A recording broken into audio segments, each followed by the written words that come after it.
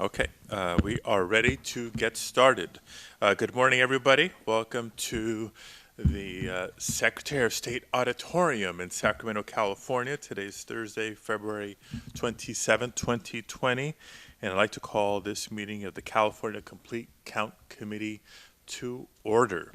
I believe we can establish a quorum. Should we call the roll? Present. Here. Here. Carolyn Coleman. Present. Kathleen Domingo. Present. Amy Fairweather. Here. Frankie Guzman. Here. Nicholas Hatton. Alma Hernandez. Here. Lisa Hershey. Present. Marion Cannon.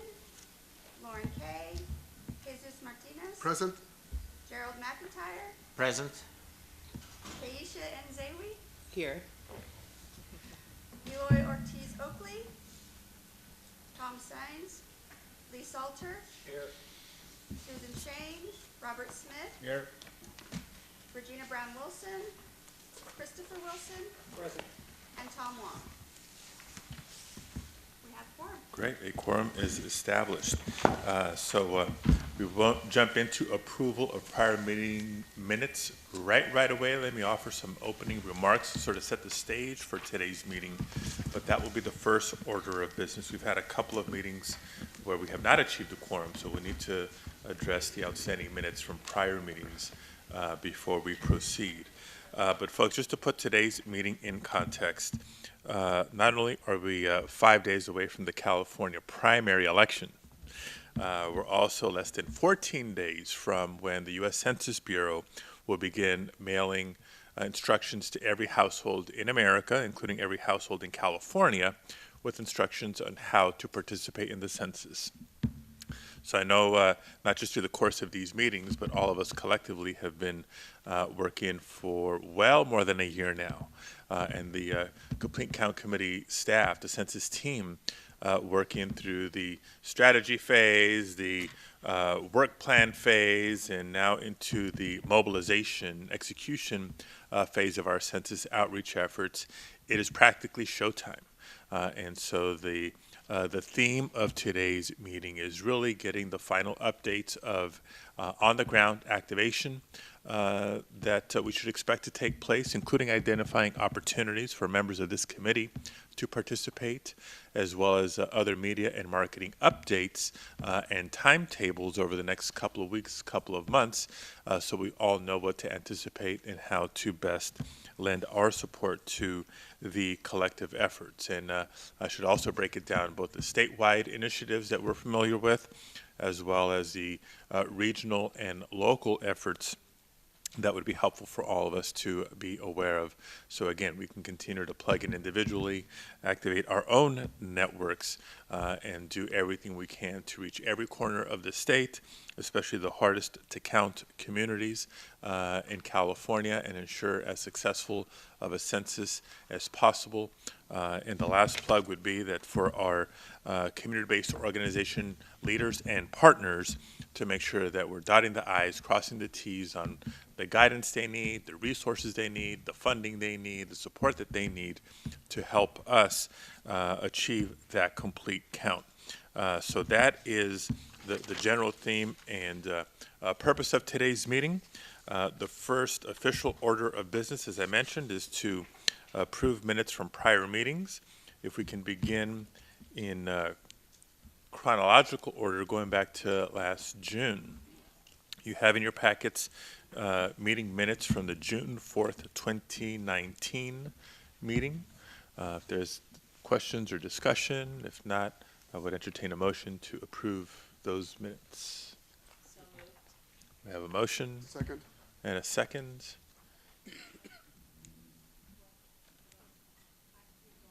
Okay, if there's no questions or discussion, then let's call the roll. This is a motion to approve meetings of the June 4th, 2019 minutes.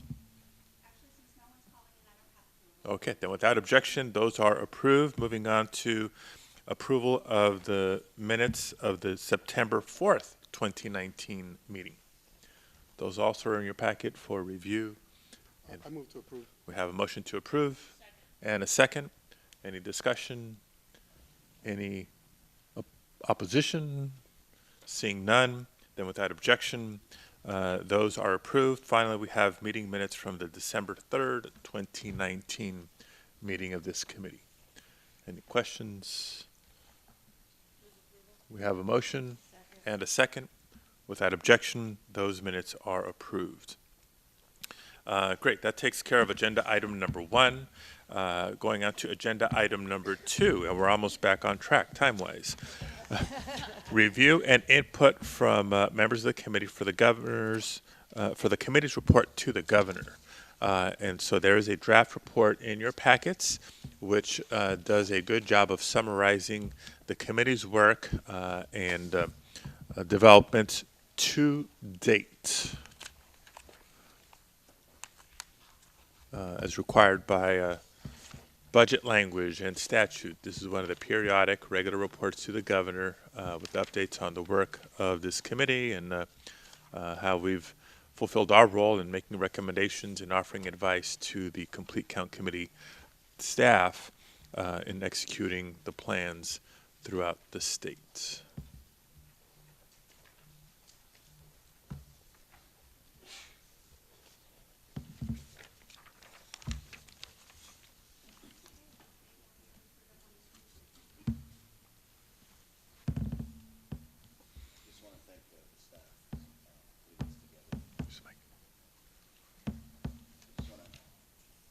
Are all the mics on?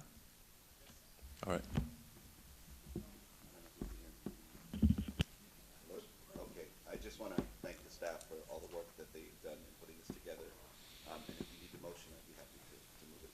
Okay, we have a motion Second. and a second. Comments? Let's go with Mr. Wilson at the end. We'll cover this. No comments? This is for the draft itself? Correct. This is for the draft of the interim report to the governor. The buttons, some of the buttons are covered, so we can't really push the buttons.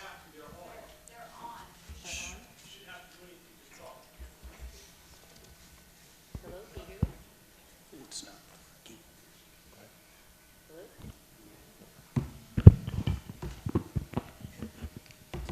Hello? Could we add matters to it? Could we add to the, okay. So, I'm trying to bring it up on the screen, but I haven't been able to. so I've since presented to the 21 executive directors of the regional centers that serves people with developmental disabilities. So that's been done. I think at that time, that was going to be the future, but that has been done. I'd like to add that I've also done trainings to the exec directors of the alcohol and drug services, which is part of behavioral health services and in efforts to connect with the mental health community, and trainings to individuals who are blind and from the Latinx community, and then looking forward to trainings to individuals with developmental disabilities at their self-advocates, peer advocacy committees, the 67 individuals with developmental disabilities directly themselves. Okay. So I wanted to share those. Make sure that gets added. Great. Other questions, additions, requested changes? Seeing none, just one item I'd request the support of the committee on. As I mentioned, this is a draft of the report of our activity to date for the governor. This report obviously does not include matters that will be discussed today, presented today, possibly acted upon today. So I ask the indulgence of the committee to permit me to either add language or a letter separately that can capture some of the discussion and actions from today forward, all by the book. So if you have that, if you trust me to do that, I want to make sure that that's on the record. If there's that addition to the report between what the committee is voting on and what's submitted to the governor. Right. And the deadline for submitting to the governor is this coming Friday, correct? Yes, we'd like to get it in as soon as possible. Right. So it'll be done sooner enough. So with that caveat, we need a vote. Yeah, pardon me? A can't understand what you're trying to tell me. We need to take public comment as well. Public comments. Before I go to public comment, questions from the committee? No. Seeing none, do we have any requests from members of the public to address the committee on this item? Seeing none, public comment for this item is closed. And if there's no objection, I don't think we need a roll call vote if there's any without objection. So without objection, the report to the governor is approved. And we'll share a final version with all of you, including my letter, if not by the end of the week, early next week. Next on the agenda, agenda item number 3 is a report from the U.S. Census Bureau.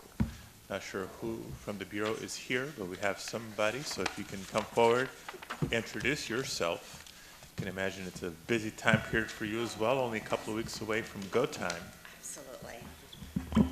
Okay. Right.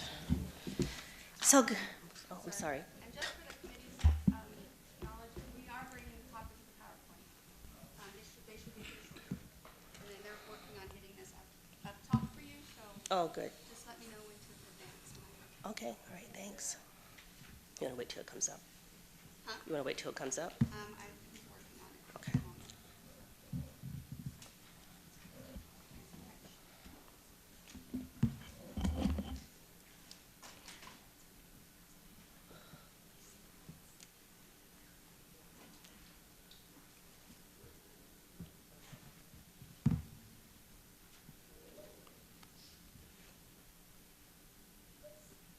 I think we can go ahead Yeah, and go ahead. Okay, and start, and we'll yeah. catch up when the copies get here. Sure. So good morning, everyone. My name is Leah Bolden. I'm one of the partnership coordinators for Northern California. Luz Castillo, who is your point of contact for the State Complete Count Committee, she's at a Farm Workers Summit down in Seaside today, so she'll be doing that. I will be going through, next slide, please. Okay, thank you. So many of you have seen this slide before. It is our 2020 Census Timeline. Yes, it's 35 days until Census Day, if I count it correctly. It's an exciting and a momentous time here at the region and all over the state. You may have seen or heard many of our ads on television, on the radio, in print. We launched our advertising campaign in January. We had our first operation in Tosaga, Alaska, called Update Enumerate. So we're moving right along with our preparations for the census and actually moving beyond preparation. And as you can see on this slide, we are actually into operation and implementation phase. So it is extremely busy, and so we're in for the ride of our life, and it's always exciting to be a part of the census. It's my 4th one and my last one, but it's going to be my best one, my best race yet. So as you can see on here, February's kicked off with group quarters enumeration, and I'm going to cover that, and you might have heard a little bit about that over time, and unfortunately I have 20 minutes, so there's only a few slides on each of these operations. If any of you ever want a full-blown presentation on any of a particular operation, we can definitely come and do that. That's what the partnership staff are here for. So we kicked off group quarters on February 3rd. Update leave will begin around March 16th. Internet self-response is kicking off on March the 12th, or less than 2 weeks. And April 1st is Census Day. And then we are in mid-May, where we start non-response follow-up. So I'm going to go through the operations briefly now. And I hope my voice is not carrying too loud. Okay, perfect. Okay, great. So next slide. So forgive me ahead of time. There's a lot of words for group quarters enumeration, but I want to read it so that I'm on point, and for the public that may be listening, they can hear all the key points.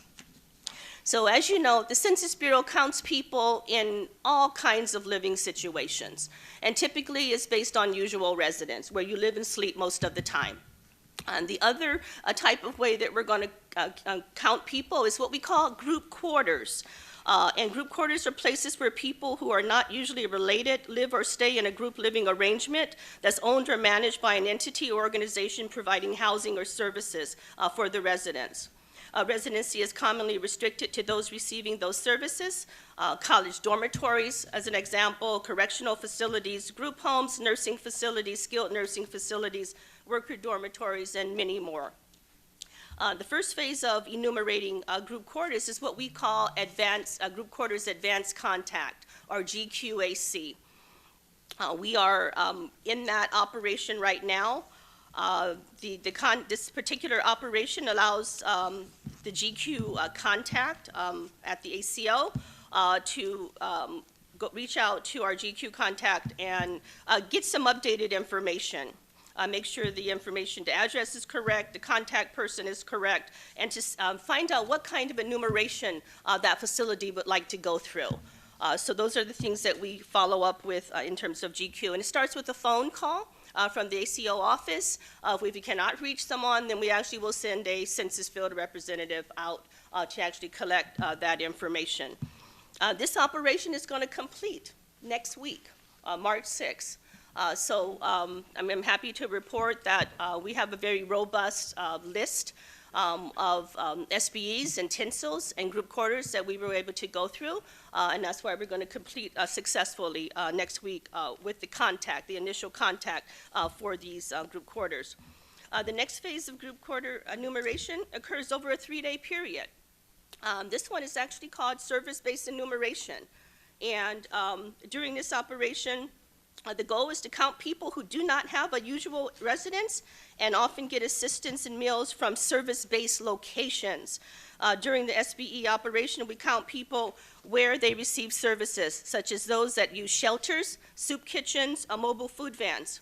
We also will count people at predetermined outdoor locations, such as parks, overpasses, encampments, and this is the TINSEL operation, targeted non-sheltered outdoor location count. Area census offices will schedule teams of enumerators to visit these pre-identified locations over the 3-day period to enumerate every individual receiving services or residing in the area at the time. So enumerators will not be working alone during this phase. So you can see on the slide, it literally is a 3-day period for service-based enumeration. March 30th, shelters, March 31st, soup kitchens, and TINSEL happens on April 1st. And it's really the dawn of March 31st, the evening of March 31st into the dawn of April 1st. So that's the evening of April 1st. So after we complete TINSEL and service-based enumeration over this 3-day period, you see we're going to move into phase 3. Phase 3 is the biggest part of group quarters enumeration. And this is the largest workload, the largest duration, as I said. During this phase, enumerators will work with the GQ contact person that we've identified during advanced contact to complete the enumeration, either electronically by having the contact complete a response on the internet, or by one of the several other paper enumeration methods. And so e-response is the electronic way that the group quarters can upload their enumeration records. So the other methods include what? In-person interview. The enumerator will literally go out and interview each person in the GQ. And what they use is what we call an individual census questionnaire, or ICQ. Then there's paper listings. The facility provides a listing of the residents with the same data that's on the individual census questionnaire. Then there's a drop-off pickup of the questionnaire. Census staff will drop off individual ICQ packets in envelopes to the GQ for residents to complete. And then finally is the facility self-enumeration, where the facility point of contact is sworn in and goes through a training and proceeds to and completes the individual census questionnaire and returns it to the Census Bureau at a designated time. This particular method is really for hospitals, larger hospitals, medical facilities, correctional facilities, and military bases. So all of this is explained during that initial phone call as we are working with our GQ contact. So what's on the individual individual census questionnaire. We have some copies of it, but basically your name, sex, date of birth, age on census day, Hispanic origin, race, and alternate address where a person lives or stays when they're not at the facility. So this is what's on the individual census questionnaire. So that's group quarters enumeration, and we can have a whole few days just on going through that operation itself. Now we're going to talk about transitory locations. So transitory locations are places where people live in non-traditional housing that is transient or movable in nature. Examples include people living in RV parks, campgrounds, hotels, motels, marinas, racetracks, and circuses. ETL, enumeration of transitory locations, will include an advanced contact phase, similar to what we did in GQ operation. And during the advanced contact phase, area census office staff will call the transitory locations to obtain preliminary information about the location to make the enumeration of these locations easier when field staff will go out and visit. And then we move into phase 2, the advanced contact phase.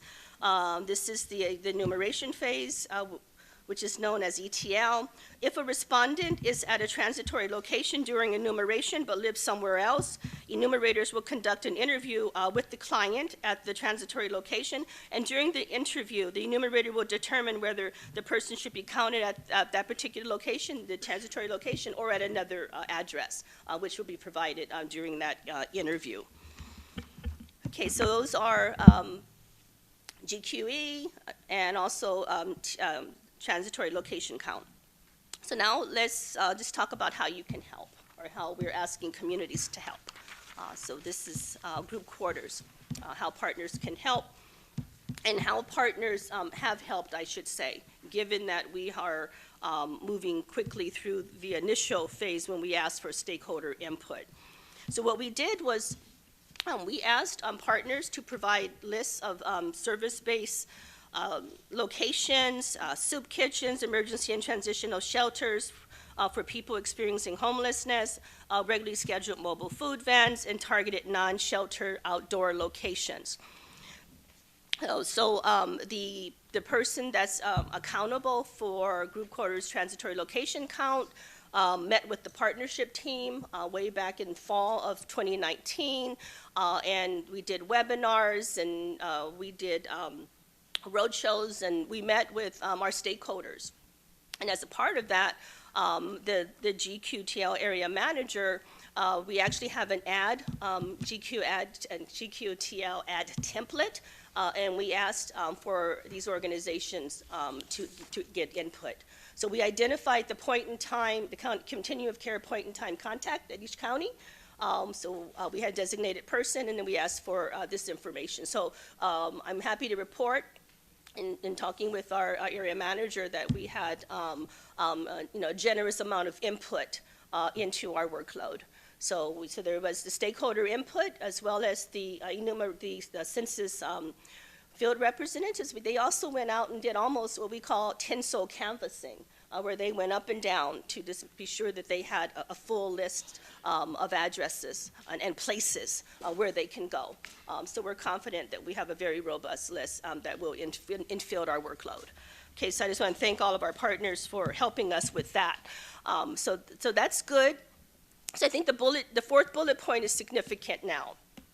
Encouraging service providers to cooperate with the census and the staff that will actually come to do the enumeration and to provide access to enumerate at their location and sites. So this is where we need help from state, from our counties, just to be sure that everybody understands the importance of this operation and counting people that live in group quarters. Thank you. Thank you so much. Okay, thanks. Okay, the next operation. Can I ask a question? Are you entertaining questions? Do we stop in between, or do we do it at the end? At the end. At the end? You want to do it at the end, because otherwise I may not get through it. Yeah. Okay. Update leave, and I can go back, okay. So update leave is the other operation. So you know, you could see here on this slide that, you know, 95% of the nation will be in what we call self-response. Okay, they will be invited to participate via an invitation in the mail. And then we can see that there's almost 5% of the population then that falls into what we call update leave. Okay, so these are areas that are designed to enumerate or count addresses that are difficult through common enumeration methods. So these could be areas that have been impacted by disasters. It could be areas that have a lot of seasonally vacant areas. Or it could be areas that have non-city style addresses, or what we call rural route roads. Okay, so we have a 2020 census type of enumeration area viewer. It's online. It released it in November of 2019. You can actually go down and drill and look in your individual counties and see what parts of it will fall into either one, self-response, or two, that will fall into update leave. And the others are pretty sparse in our community. Update and enumerate, we did in Alaska, and we're doing some of that in Maine, but we don't have a lot of that workload here in California. So this operation is happening around March the 16th. Okay, so we can see that self-responses will be occurring, you know, update leave will be occurring. We are moving into the service-based enumeration, so there's a lot of activity happening in the month of March. Okay, so we're completely staffing up for this huge workload. So update leave, and I welcome you to go and take a look at that. So any of those areas that have been impacted by fire, for example, we automatically slated them for update leave. So we will go, for example, to Paradise and take a look to see if there's been any movement in that city. Okay, so therefore automatically we will go there, and that is part of the workload, the assumed workload. So how can partners help? Partners can help. They can encourage households to respond via mail or phone. Okay, in the update leave operation, the census enumerator goes to the physical address, and they will actually drop off an invitation packet.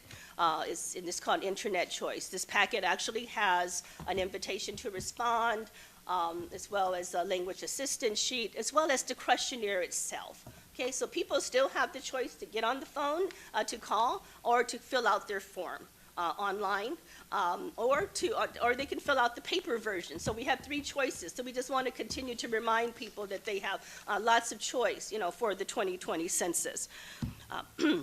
And still, you know, as we are in this motivation phase, it's important that we continue to educate people about, you know, why they should respond to the census, why it is important, all the community benefits that will come back based on, you know, having this demographic count, and, you know, let people know it's easy. You know, you can answer online, by phone, or by paper, and that it's safe, that your answers are protected by Title 13.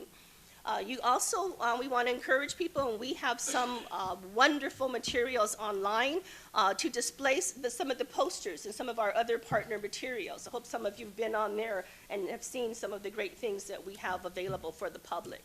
And again, we're asking our elected officials, our community partners, to include messaging about the 2020 census in emails, newsletters, and blogs. And that's pretty consistent in terms of what we really are asking folks to do as we look at how do we educate the community about the 2020 census. So the advertising campaign, we're hearing it via that route, and then hearing it locally through our trusted partners, and as Ditas always likes to say, through those trusted places. Okay, so that's how we're asking people to help, and we're still promoting census jobs. Next slide. So you have seen this slide before, I'm sure, but what's exciting to me is that we're right here. I mean, it's almost here. So what can the public expect? And that's what we want people to do. We want people to start looking in their mail around March the 12th and 20th, during the staggered mailing. So they're going to get this invitation to respond online, and that's what we call internet first, where they will not receive the questionnaire initially. And the populations and households that are internet choice will actually get the invitation to respond as well as the questionnaire. Okay, so we're going to send a reminder letter around March 16 to 24. There's a reminder postcard. And then on the fourth mailing, around April 8th through 16th, a few days after Census Day, everybody's going to get the physical questionnaire in the mail if they have not responded yet, all right? And then around the April 20th to 27th, then we get a reminder postcard. So this is the time we're like really asking people, to go online, to take 10 minutes to help your community so that they don't have to fall into non-response follow-up, all right? So I'm excited that we're moving into that phase, and advertising campaign will be all over it in terms of how we continue to educate people and inspire them to respond. Okay, next slide. Okay, so the 2020 Census Mail Contact Viewer was released in November, and basically it shows, nationally as well, drilled down to the state and county level, what places will fall into the internet choice, as I indicated, in those update leave areas where they're going to get the questionnaire along with the invitation letter. And then what areas that are going to just receive initially the invitation to respond, which is, again, the letter as well as a copy of language assistance sheets. Well, I'll show you an example in a few slides ahead. So you can go in and see what that will look like. What we know for the internet choice is these areas, households are less likely to respond online, so that's why they automatically are going to get the paper questionnaire. So we want to make it easy for people, and we have used our data to be sure that we are drilling down and applying the right formula to that community. Okay, so sample letter. This is actually online. So this is a sample of our letter minus the URL and the 12-digit census code. So people to see an example of what they can expect to receive. So we're calling it an invitation to respond, a mailing package.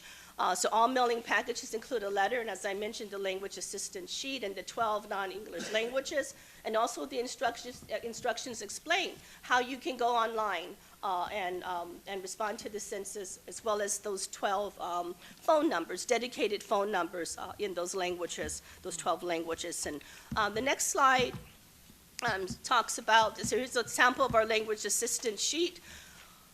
Again, on one side is the 1-800 number, and another side is in the native language, how you can go online and respond that way. Okay, so that's what we're sharing. And the next slide is, and you might have seen this, so again, a copy of what a letter will look like. The blue is in English, and the green is in Spanish. And we will have bilingual questionnaires. There's only two, one in the English, and then we just have a Spanish bilingual questionnaire. There are no other physical paper questionnaires. Everybody else we're going to ask to go online to respond and utilize some of our support, our language support aids, like the language guides in video and in print. Mm-hmm. The letters are only coming in English and Spanish. Mm-hmm. So you're going to ask everybody else to go online. Okay, no. So there's an invitation letter, like I described. Mm-hmm. The invitation letter comes with the language assistance sheet. Okay, right? And the language assistance sheet will direct folks to go either online or to call the 1-800 number. Okay, the 1-800 number will be in those 12 languages as well. Okay, and the 12 languages nationally make up 99% of all LEP households. Right? And then, of course, when people do go online, we will have the 12 languages that they can scroll through. And there's also, again, like I mentioned, the language guides that they're downloadable and printable. Those are online now in large print and also in Braille. I went on yesterday just to verify they're there. We'll also have the language guides in a video, which will walk one through, how to go through and respond to the census. And ASL, you have an ASL already now. Yes, yeah, yes, on the video, right? On the video, that's correct, on the video. ASL, it's in ASL. Yeah, Yeah, it's important to say that. Okay, thank you It's so an much. American Sign Language. Okay, thank you, I got it. Thank you. Thanks. Okay, let's see. Okay, now we're going to talk about census questionnaire assistance. So this is really telephone assistance, and we feel, probably most people, might use this method because you don't feel comfortable going online, or you feel like it takes too long. Even me, if I can call someone and get something through, I'm going to do that versus go online. So people have different ways of how they would want to respond, so we're going to give them that choice.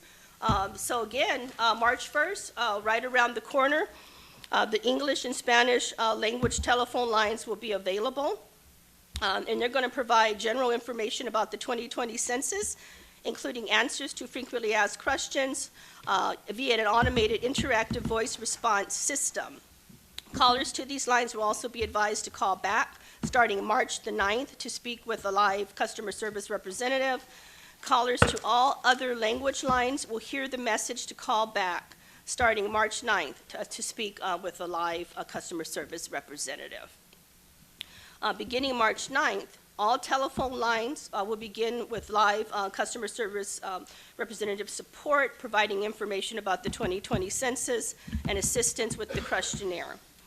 Callers to the English and Spanish language lines will be routed through the IVR system prior to being transferred to a customer service representative. Callers to all other languages lines must be greeted in that language by a customer service representative. The census questionnaire assistance telephone lines will end July 31st, 2020. We are not providing the numbers to partners or to public because attempts to call the numbers will interfere with testing efforts. However, we will make the phone numbers available to partners starting March 1st. March 1st. It's right around the corner, right? Tomorrow's February 28th. So how can partners help?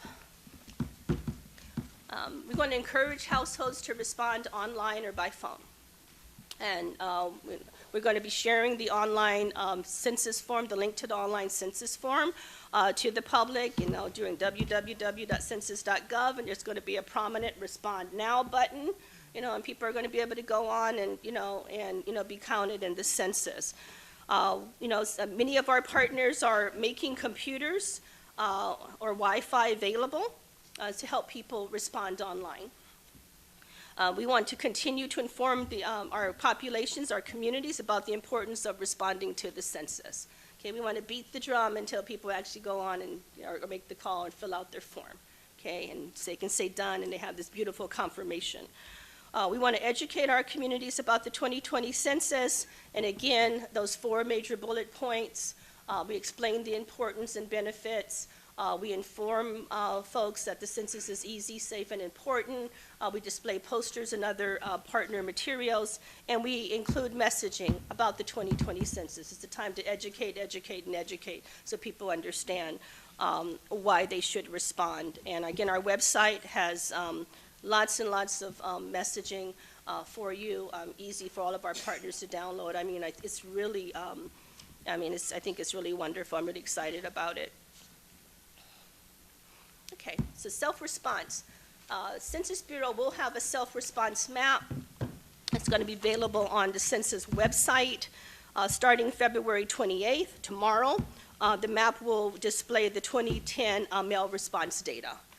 And starting March 20th, again, these are when the responses are starting to roll in, the map will be updated with the live response data. And then we'll continue to do that daily. With updates, and we're going to be, using this map prominently to see, how our communities are responding and, taking saying I count. Okay, so then we, after we move through these different phases, we got through self-response. We're still telling people it's not too late. Then we're going to move to the final phase, which is non-response follow-up. Okay, just quickly, I probably went over my time. Non-response follow-up. Again, so this is the biggest operation. So this is designed to to determine the housing unit status, whether it is occupied or vacant, and also to enumerate the residents at that housing unit. And most of this is going to happen in mid-May, and we'll go through end of July, and there will be an early non-response follow-up around college campuses, starting on April 9th, okay, before they go to summer or spring break. Okay, so those are the major operations, okay, and there's more to the operations that's pretty simplified, but I think it gives you the idea, and many of you probably, read about these operations before. But now I want to talk about mobile questionnaire assistance.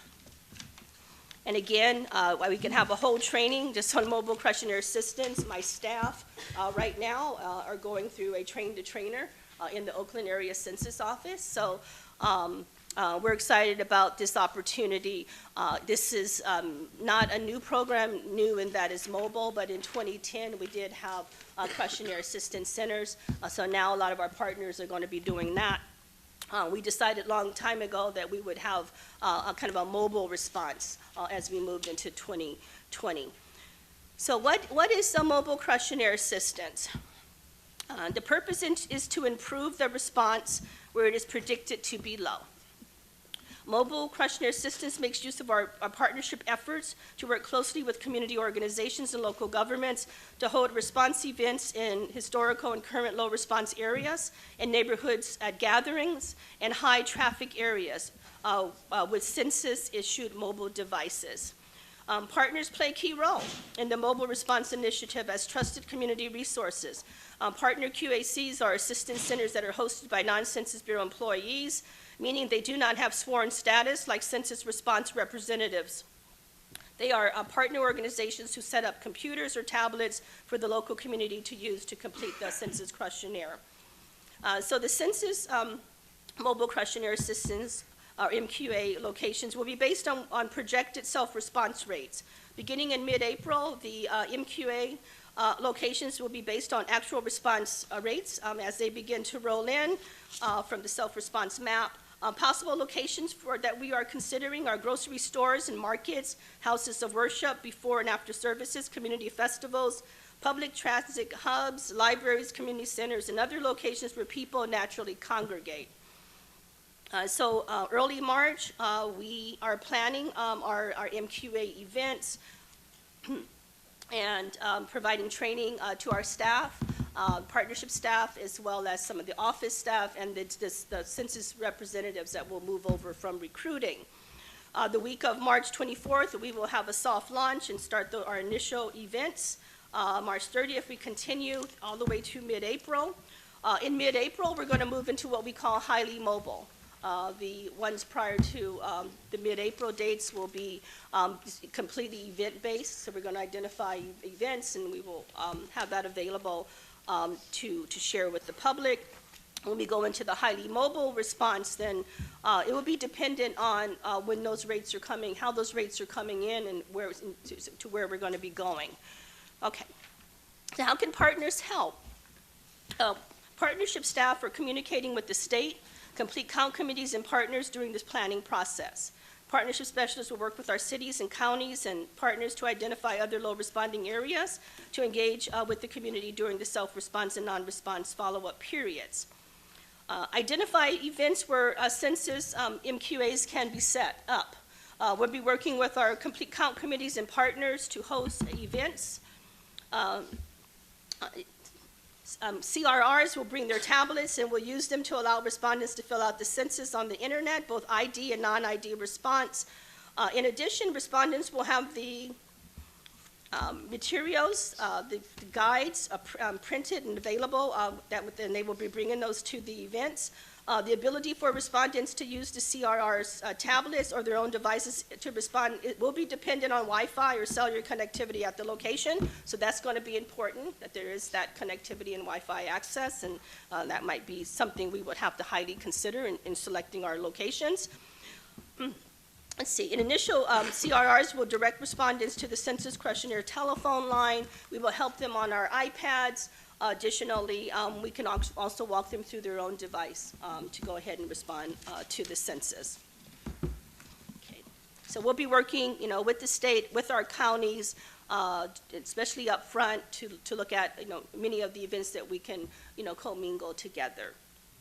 All right. And then I just want to do a shout out for Statistics in Schools Week. All over the nation, school districts are going to be, acknowledging the 2020 census, and that's actually right around the corner too, March 2nd through March 6th. And again, the Statistics in Schools, a supplemental education program, uses data to engage in classroom activities for students to learn about the importance of statistics in a data-driven world. Focus on math, sociology, geography, English, and history. Our website is wonderful with a lot of great videos, so it is a wonderful tool. This is an evergreen program, so it will not go away after the decennial. We have a lot of activities, 67 activities right now that are focused on the 2020 census.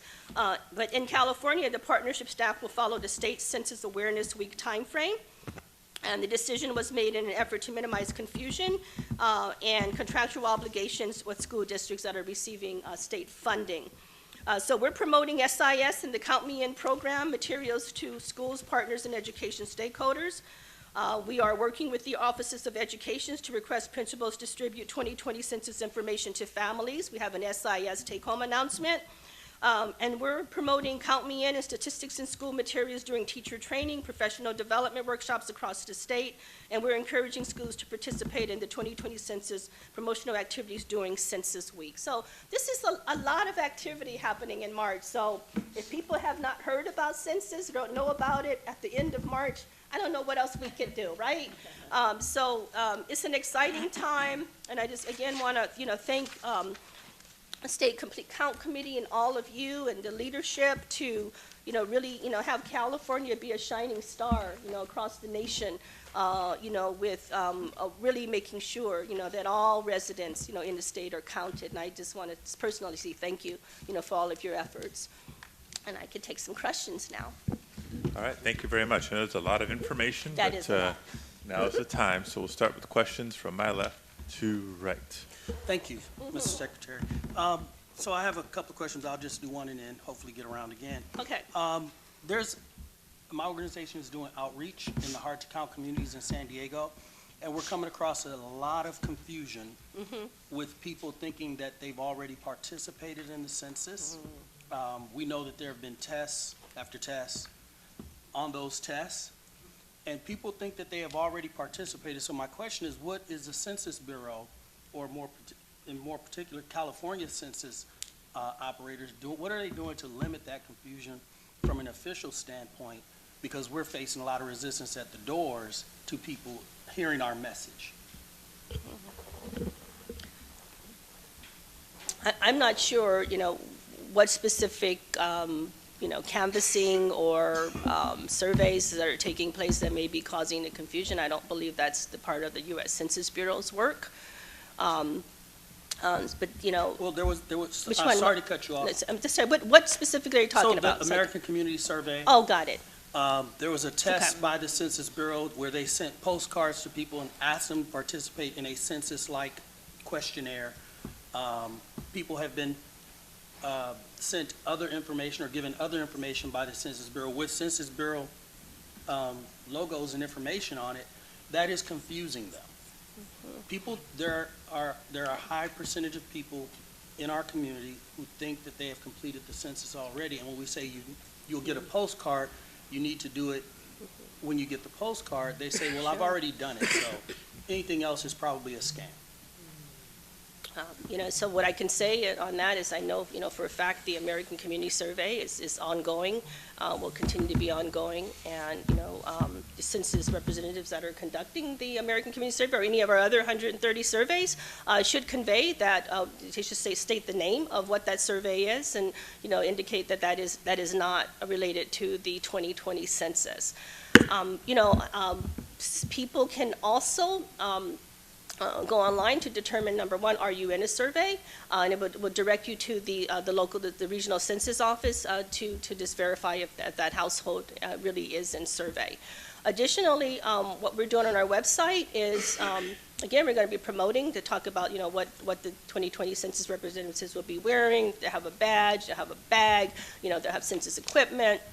Additionally, there's a rumors at census.gov that we're asking people to report anything that appears erroneous or not correct. And I think then we can always verify if that is something, actual or not.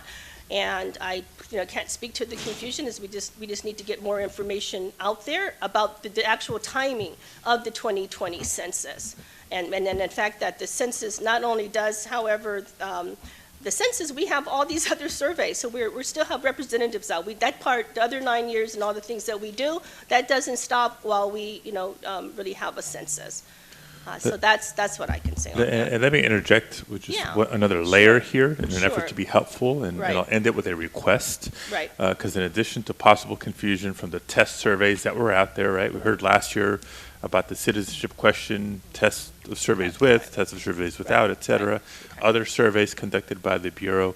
More recently, and this is not partisan, I'm just being factual, because there's been news reports about Republican Party surveys going out to a lot of households in California labeled as census, intentionally or unintentionally, creating confusion, actually ended up with a fundraising solicitation. So because it's gotten such high notoriety, it would be very helpful if the Bureau itself would help clarify to the public, through the media, in multiple formats, that was not the census. Yeah, Just one example. Thank you so much. I'll bring that to our media team, and it's also our public information office. Okay, thank you. We'll get back to you on that. Others working from left to right?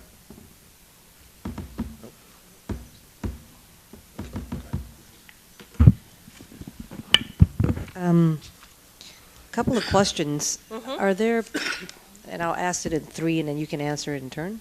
One is, are there any specific plans for those under probations and parolees? Second is, how do you determine who gets the Spanish and the English? And the third is it required they put the phone number? I've done outreaches and trainings to different communities, and the phone number, putting down their phone number is making folks nervous. So can you speak to that? Okay, you might have to remind me. I just get senior moments periodically. But in terms of the, starting with the last one, the phone number is for follow-up purposes. So we can call you to fill in any questions that you may have left blank. So that's the primary purpose of a phone number, to get clarity on any of the questions. If they don't put it in, will it be counted? Yes. Yes. And, okay, so the second one was questionnaires. Okay, so the Census Bureau used our data, the American Community Survey, to look at census tracts, across the nation. And so out of that review, we identified census tracts that were 20% or more limited English proficiency. And this is people, one under the house at age of 14 spoke English less than very well, okay? And based on that, that's how we determined what census tracts will automatically receive the invitation in the bilingual questionnaire and invitation letter. That's how, so we looked at our data, American Community Survey data, and we looked at language. Okay, so that's how, okay, so the parolees. Number one, like I say, working with our community organizations to communicate about the importance of the census. So again, where are they living at the time that we are doing the count? Persons will be counted where they live and stay on census day if they don't have a usual residence anyplace else. So they will be counted. You're not working directly with those entities, it's just the individuals and wherever they're... In terms of organizations, because we're at the regional level, national level. I can't personally say that I have worked with on that level, but they are included for sure in the count of the prisons, juvenile delinquency centers, those kinds of things. Thank you. Okay. Moving on down the line. Jesus? Good morning, Ms. Bolden. Thank you. Good to see you again. Good, thank you. Likewise. You went to our Central Valley event some time ago. I did. That was fun. Yeah, one of the questions that I have has to do with the presentation that the Census Bureau made in the Fresno meeting, which was about the difficulties in hiring people for enumerator positions. And I wonder if you can provide us some updated information on how that recruiting process is going, whether you have enough people now in the state of California, or whether recruiting is still a problem at this stage. And if you have any data on that, it would be appreciated. Okay, so the last call I was on, the recruiting manager that's over the entire operation, Jeff Bacon, said that we actually have made our numbers. We've made our benchmark numbers. Okay. And so again, in terms of continuing to hire, we still continue to hire because there does tend to be people drop off and fall off by the time we get around to contacting them. And then also, if we find an example when we look at our census response representatives, so we look at the number that we're hiring that actually have language skills, and if we identify there's a gap, then we have to go into our applicant pool and see if we have anyone that speaks those specific languages that we have identified and that are needed for that community, and then we may have to continue to recruit if that's the case. I've heard we've done universally in California, we've done very well. I understand there's still pockets of places where we still need support, and we can give you that information if you need that. That would be appreciated because I think we want to help, and if we still need to promote people applying for these jobs, then we should do it. If not, it's going to be too late. Thank you. Okay. Hi. Good morning. This question may be too local, but when it comes to the mobile questionnaire assistance partnerships, is it up to, in finding events or partners who are willing to become, to be locations, is it up to the local complete count committee to identify those opportunities? Or is there a way for people who are holding events or who are willing to be locations for the long haul to offer themselves up? I don't know if that made sense. No, it doesn't. Okay. Okay, so of course, we continue to work with our complete count committees, okay, because they have been, really busy, creating the infrastructure for a count, and of course, with funding to have questionnaire assistance centers. Many of them have already pre-identified organizations that are going to be, active QACs, and many of them have already been trained and they're ready to go, right? So first in line is to work with our complete count committees and some of our other partners to identify these locations. So how are we going to identify these locations? Again, being a data-driven entity, we are going to be utilizing ROAM, our Response Outreach Area Mapper, and then kind of our primary goal is to identify at least one partner and / event in those low response score areas that are 30% or higher. And then secondly, the areas that are 20 or 29%. So we're going to look at the response rates, and so these are like the predictability of non-response. So that's going to take priority in terms of where we're going to go. And so identifying the organizations that our CCCs are going to provide, and then if there are going to be gaps, then we have to go out and reach out to our community partners, as I mentioned, grocery stores, churches, to identify other venues. And again, we're looking at events because we really want it to be an activity, an exciting activity for when there are lots of people coming to participate and to get counted. We'll have the CRs out with their T-shirts on and banners and swag, and so really making it a community event to be counted. So I would say that identifying what events are already in place, so we're reaching out to our CCCs now. Secondarily, where are there gaps, and then we need to go fill those gaps with other events. And then we will continue to go, when we go to highly mobile, then again, we're probably going to drill down more to like grocery stores or where people are going normally. But again, if event-based, and then we'll go into just being in locations where we're going to identify people. So if the partnerships are going to be key, just being able to get in front of a 99 ranch market. I know one of my partnership specialists have already reached out to them. So that's what we've been doing as partnership staff. We have over 283 in state of California is identifying partners.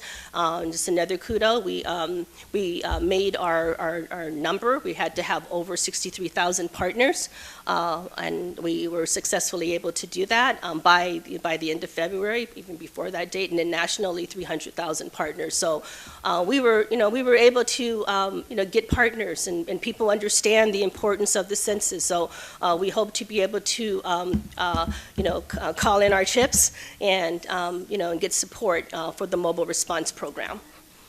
But yeah, any help you can offer your community partnership specialists, that's going to be important. Another key point, United Way Bay Area, I just love the work that they're doing.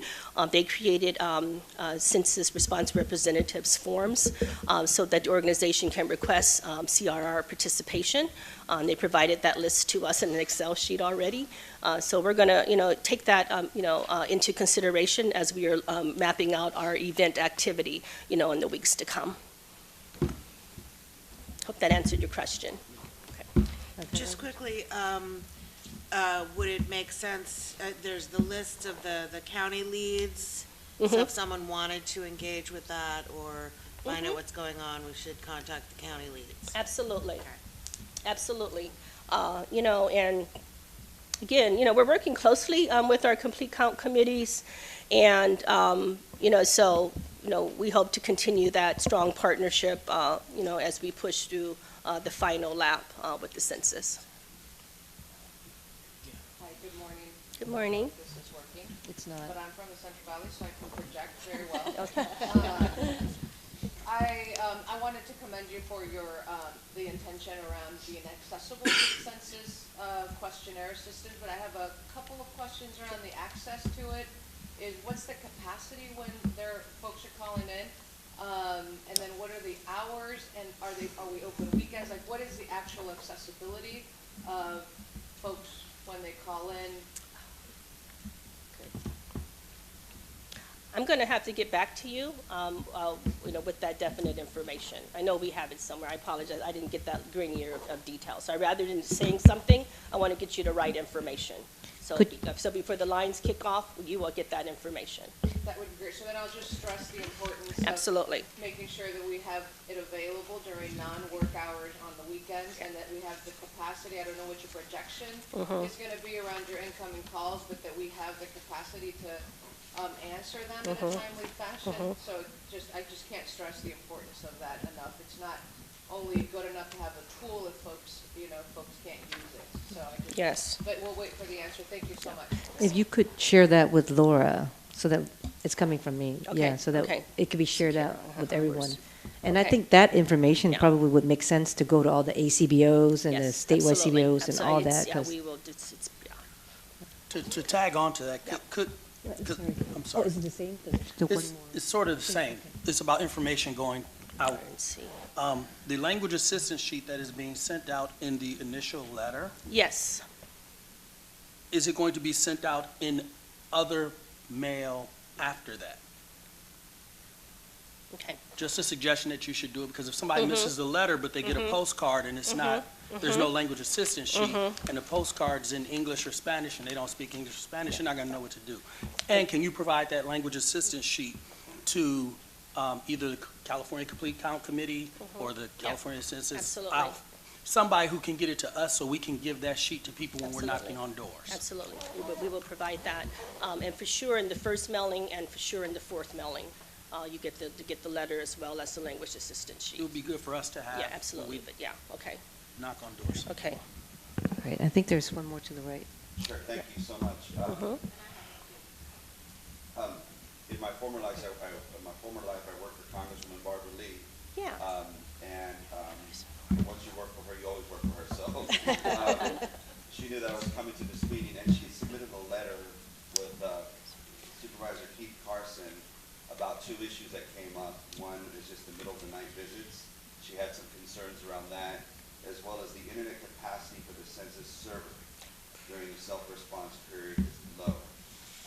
So those are two issues that I think, if we important for us to take a look at, as well as get back to her office. She hasn't heard anything back yet, so I have a copy of the letter here, if I can give it to you. Okay. But I think it's important, Congresswoman Lee and Carson want to be very helpful in this effort, especially in the East Bay. So if we could be responsive to them, that would be wonderful. Yeah, absolutely. I'd be happy to take that letter back to our team so we can Thank you. make sure that gets answered. Do you have a response for it, or? Okay, so the first question in response to, you said waking someone up, is that what I heard? She just said that, that there needs to be more culturally appropriate strategies for the unhoused. Okay, That middle of the night visits during Okay. only a 3-day period does not seem appropriate Okay. for this population. okay. And then the second was the server capacity of the census, as people are trying to do self-response design, that it seems pretty low. Server capacity. So in terms of TENSO, the targeted non-shelter outdoor location count, just historically, this is how SBE has been done. So again, how we conduct the census, in California is how we conduct the census all over the nation. So the service-based enumeration is in the operational plan. So in terms of, TENSO, the enumerators that will be trained for this specific operation, they will go through a detailed training to be sure that they are respectful and to maintain the dignity of this population. They'll be trained to also be cognizant of perhaps someone under substance abuse and or mental mental illness. Okay, so that's part of the training. But more importantly, I just want to stress, the homeless population is highly mobile. So one of the rationales for doing the overnight count is that, you're going to get them where they're actually resting. The Census Bureau staff, they will not wake up anybody. Not going to disturb anybody or bother anybody. Okay, so going past the tent, if they can find a gatekeeper that can give some information about the person that's sleeping in the tent, or they will have to, actually, give a number, which should probably be one in terms of who's actually in their tent. But if we don't see them, we can't count them. And of course, we're not waking anybody up. So, definitely respect is going to be top of line. We're going to send them out in teams of 4. And to these areas, and of course, top of line is being respectful of this population and understanding that they have rights too, and that's what we're here to do. Okay, so the second question. Okay, capacity. I have to get back to you on capacity, but again, I have to tell you, we've been working on the 2020 census since 2012. So I would imagine that capacity, and security has been top of line to make sure that that it is able to endure the full capacity of how people may be responding. Part of the rationale for the staggered mailing between the 12th and the 20th is that people will be calling in at different times, so we don't overload the system. And so that is part of the thinking through that. But in terms of capacity, in terms of what that means, I have to get back to you on that. And I think there was one more person to the right of you. I can't see. There was another 2, part? okay. Okay, telephone capacity, CQ. Can you hear me? Uh-huh. I wanted to first say thank you. I know you can't see me over here. I Oh. wanted to thank you for your response of the email that I sent to you today, that the individual who I think missed the call for in the Bay Area, I think they missed a call from the recruiters, and I'm hoping that situation will be resolved. But I have a couple of questions. So from a hiring standpoint, I know that I'm very interested in knowing where those gaps are and where you see, not having people, you still have to do that recruitment. I think Yeah. we're all probably very interested in that, but Yeah. I definitely want to get that information. Okay. Also, from a homeless aspect, I know we just kind of talked about that a little bit, but how is the federal side coordinating with the state? On multiple fronts, but one, if we just want to take one aspect, we could look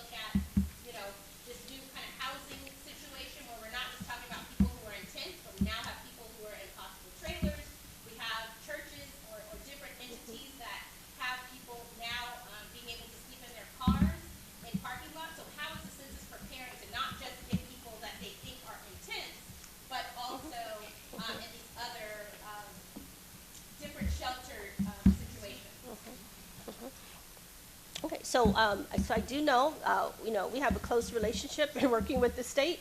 Our group quarters TL area manager has been in touch with the state. Thank you. Additionally, her name is Kamina Jensen. Kamina Jensen is having bi-weekly calls with all of our stakeholders to answer any of their questions relating to how we count people in service-based locations as well as transitory locations. We've been, doing the census for decades now. I think we're at 23rd. I mean, we've been around the block a few times.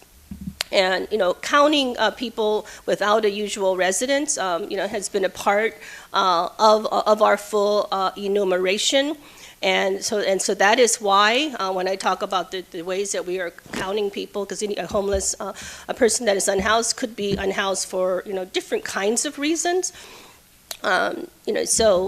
Just in terms of, coordinating, we are, educating the public about how we're doing the enumeration.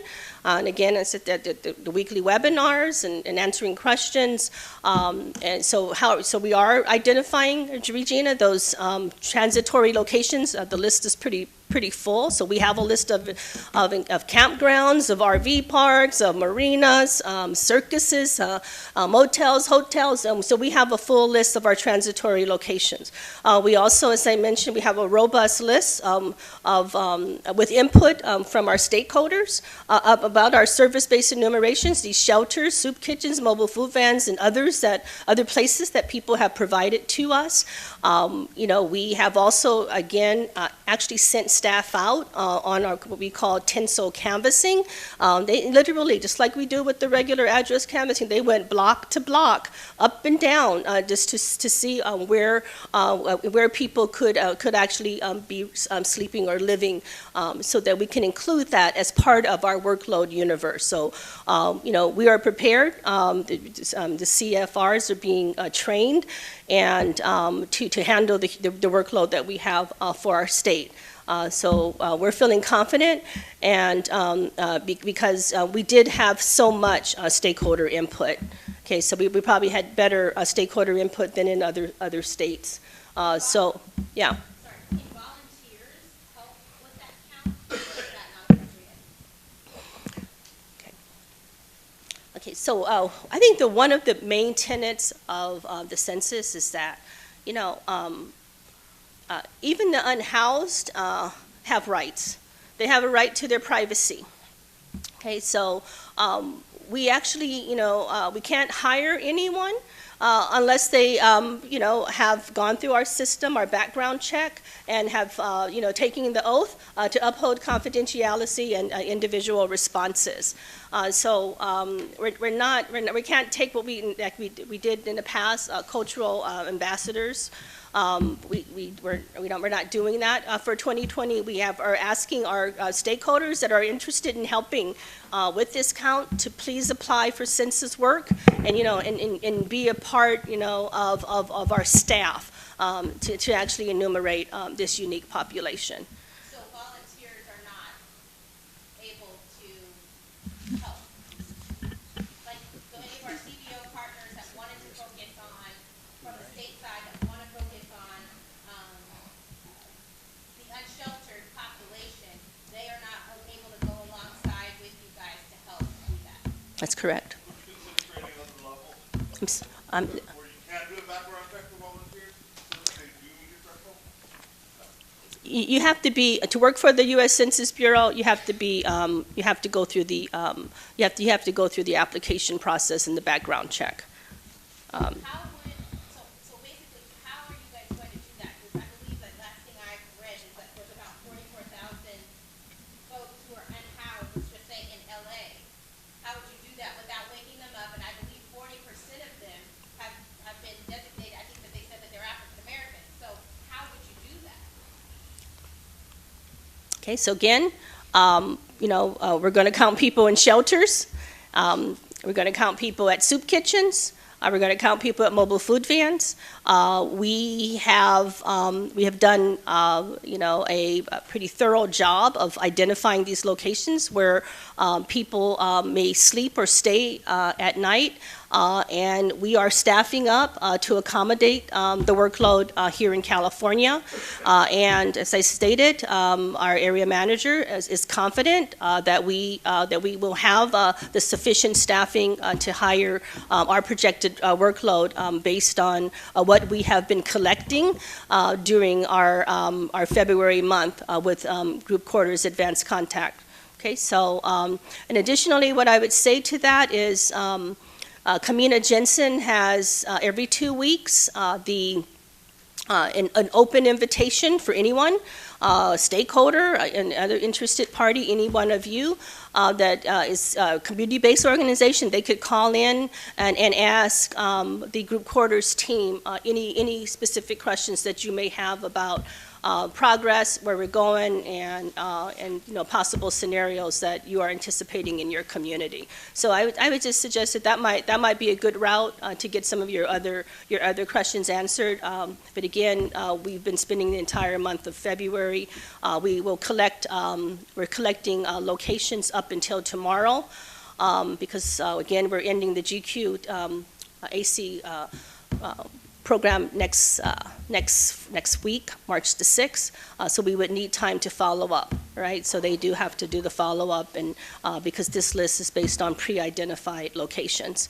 But my understanding is that is pretty robust, and we are sufficiently staffed. If you have any other questions about that, I think it's LARCC, GQ, ETL, Ops, at .onmicrosoft.com, and we can get that to you. And then her name is Kamina Jensen. Okay, and you'd be welcome. That's for being able to be on this weekly. Yeah, bi-weekly, or just no. You can even call. You can contact her now. You don't have to wait to be on that call to get any additional concerns. But as I understand it, we have done we have done a pretty thorough job, and again, we still have to respect the dignity of those that are sleeping at night. So we're not going to be, going into the tents or, waking anybody up. But we will send staff out there to get a count. I mean, and I get it, and I'll leave it rested with this. I get it, but I look at it just knowing how many African Americans are in that space, and not knowing how you're going to recruit for the people to know the folks in that community. So to not wake people up, we're just talking about missing probably hundreds, possibly thousands of people. And I get. Who need to be counted. I hear you. I go down East 14th Street. I was just going down East 14th Street last week, so I hear you, and I see, and I feel you, and I see this. So again, the Census Bureau understands that there's like 25% of the nation that, may not have internet response or may be experiencing homelessness, okay? And we understand that some of these individuals may walk into a community center, a library, or a church that has Wi-Fi access, and they may go on and respond to the census form with a non-ID response. And they can put in, the state, the city, and a zip code, and then they will be allocated to the nearest service-based location. So again, just to say that, it's complicated. And our job is to, is to count everybody once and only once and in the right place. We're taking all steps possible to make that happen. Again, there is something about, people stepping into ownership and saying, I'm here. And that's the message, that we need to get out because people do have free will. But however, again, we're counting people in all types of living situations. One community organization may throw an event, where people that are unhoused may attend and may go online and respond to the census form. Again, there's, we cannot account for every possible scenario on the planet, but we are accounting for the most. with our operation. And again, we just can't send people idly out. They have to go to these predetermined locations. And again, I can't speak for, the GQ team, but by all means, you're welcome to, send an email or talk to her personally. She's very, very upfront and jovial, and get some of your additional questions answered. But to the best of my knowledge, that's what I can share. I think you're being a politician right now. And one thing I learned eight years in Washington, D.C., that if it makes sense, it doesn't work. And I think what we're trying to do is offer things that make sense. Okay. And as I said at the last meeting, we don't have time to not be creative and nimble. Got it. We're going to stick with the census for the next 10 years. Got it. Right? And it's going to affect how much resources we're going to get as a state. It's going to affect how many members of Congress we're going to have. Absolutely. We can't be business as usual here. Got it. We can't. And we're relying on people like you. You're human. You're not a robot. Nope.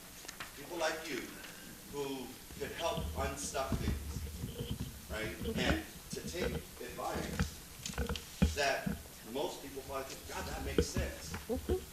So to give us a bureaucratic answer is not going to help the cause because we don't have time.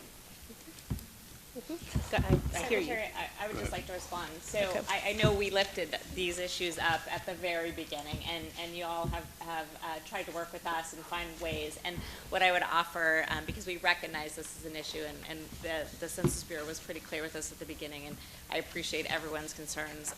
I oversaw the housing and homelessness working group. What we know is we need to be doing our outreach and engagement, right? That's on all of us to be doing, and that our folks that are living unsheltered, experiencing housing instability from a variety of different communities, and we know how much the communities have been growing, have trusted messengers in the community, right? We know those folks. And so, yes, ideally, we wanted the cultural ambassadors. That's been a pretty consistent response for us, and so I think we really need to be thinking. We've been on our game. We've been working with our organizations that connect directly with our residents, our neighbors living on the streets, living in these unconventional places for the last year. It is on us now to continue to deepen that engagement. We talked about being in campaign mode. So yes, it is not ideal, but it has been a consistent message from the Bureau. And so in California with all of us and our folks working directly or indirectly with a community-based organization, our faith-based, on the street, knocking on doors right now, knocking on tents, whatever that looks like in different communities, we need to be ensuring that our folks feel safe and they are comfortable being counted, and that when we're in community, just like when we do point in time count, right? It's a lot of the same sensitivities. And so I hear all of you. I am there. I agree, but this is where we are, and so we need to be part of this solution in moving forward and making sure it happens. Well I said. do have a Well question said. about that regarding canvassing, ahead. Mr. Secretary. We've seen a number of communications where the Census Bureau has been requesting community-based organizations to not be in the field during certain parts of outreach, whether it be self-response after a certain date or during enumeration or non-response follow-up. Can you give us some clarity? Based on everything we've heard today, I think that that's probably not a good idea for us not to be in the field at any time between now and July. But we've gotten that request. Well, maybe the specific question is that a formal request from the Census Bureau, or does federal law prohibit canvassing during the non-response follow-up time period?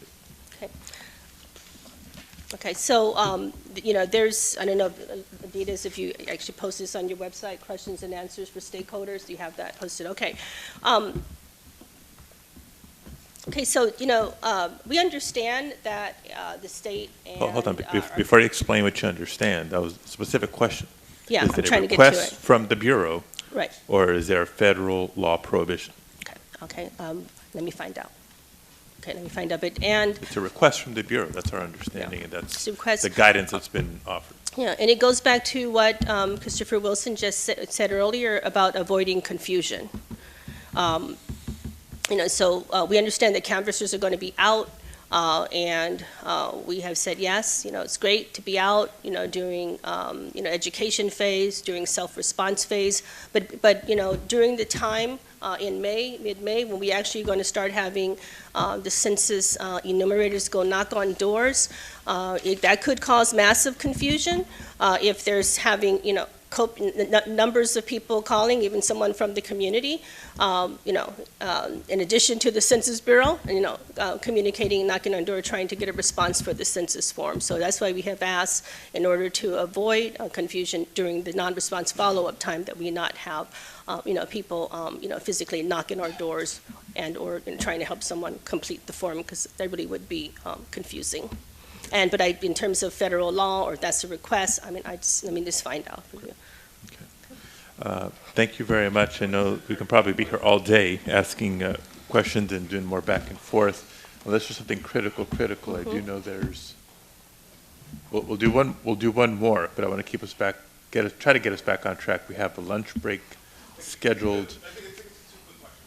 Yeah. Why do you require individuals who are applying for a position to have registered military when they're male at 18? And two, why are we requiring transgender individuals who have transitioned medically to show proof so that they can prove that they don't fit in that first category? So let me hit that second question first. Okay, so on the census form, what's asked is sex. So sex is defined as male and female. And again, a Census Bureau, that's, your choice, whatever you identify with. The Census Bureau, we're not going back to check any records, not. I think. Oh, for applying for jobs. Oh. Okay. So I'm going to have to. I'm going to ask the recruiting about that. Not aware of that. Thank you. Okay. And you had another question. What's the other part of it? That you're requiring that males who apply for positions to have enlisted or registered. Yeah, under selective service. Yes. I believe that is federal law to do federal work. All right.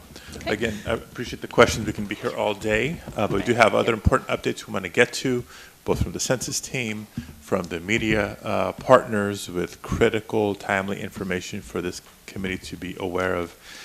Before we let you go, though, there's probably a couple of outstanding questions. Right. One seems important to all of us, which is maybe friendly guidance versus federal law prohibition. When can we expect an answer, and from whom can we expect an answer to that question? I'll have to run it up the chain. I'll get it to you as quick as we can. Okay. Well, in the meantime, my interpretation would be there's not a federal prohibition. I respect that there's a request that's been made, but it's not a federal prohibition unless or until you can tell us that, show us that very, very quickly. Okay. Members of the committee, thank you for that engagement. We're running a little bit behind schedule, but for folks who may be famished, let's go ahead and proceed with our lunch break right now. Try to be back in as close to 30 minutes as possible instead of the 45 that we had scheduled. I'm sorry, Lizette. We're scheduled to start at 12:15 For for the next section. the next. That gives us less than 5 minutes. But some of the lunch is here. The lunch is here, so how about we make a 15-minute break?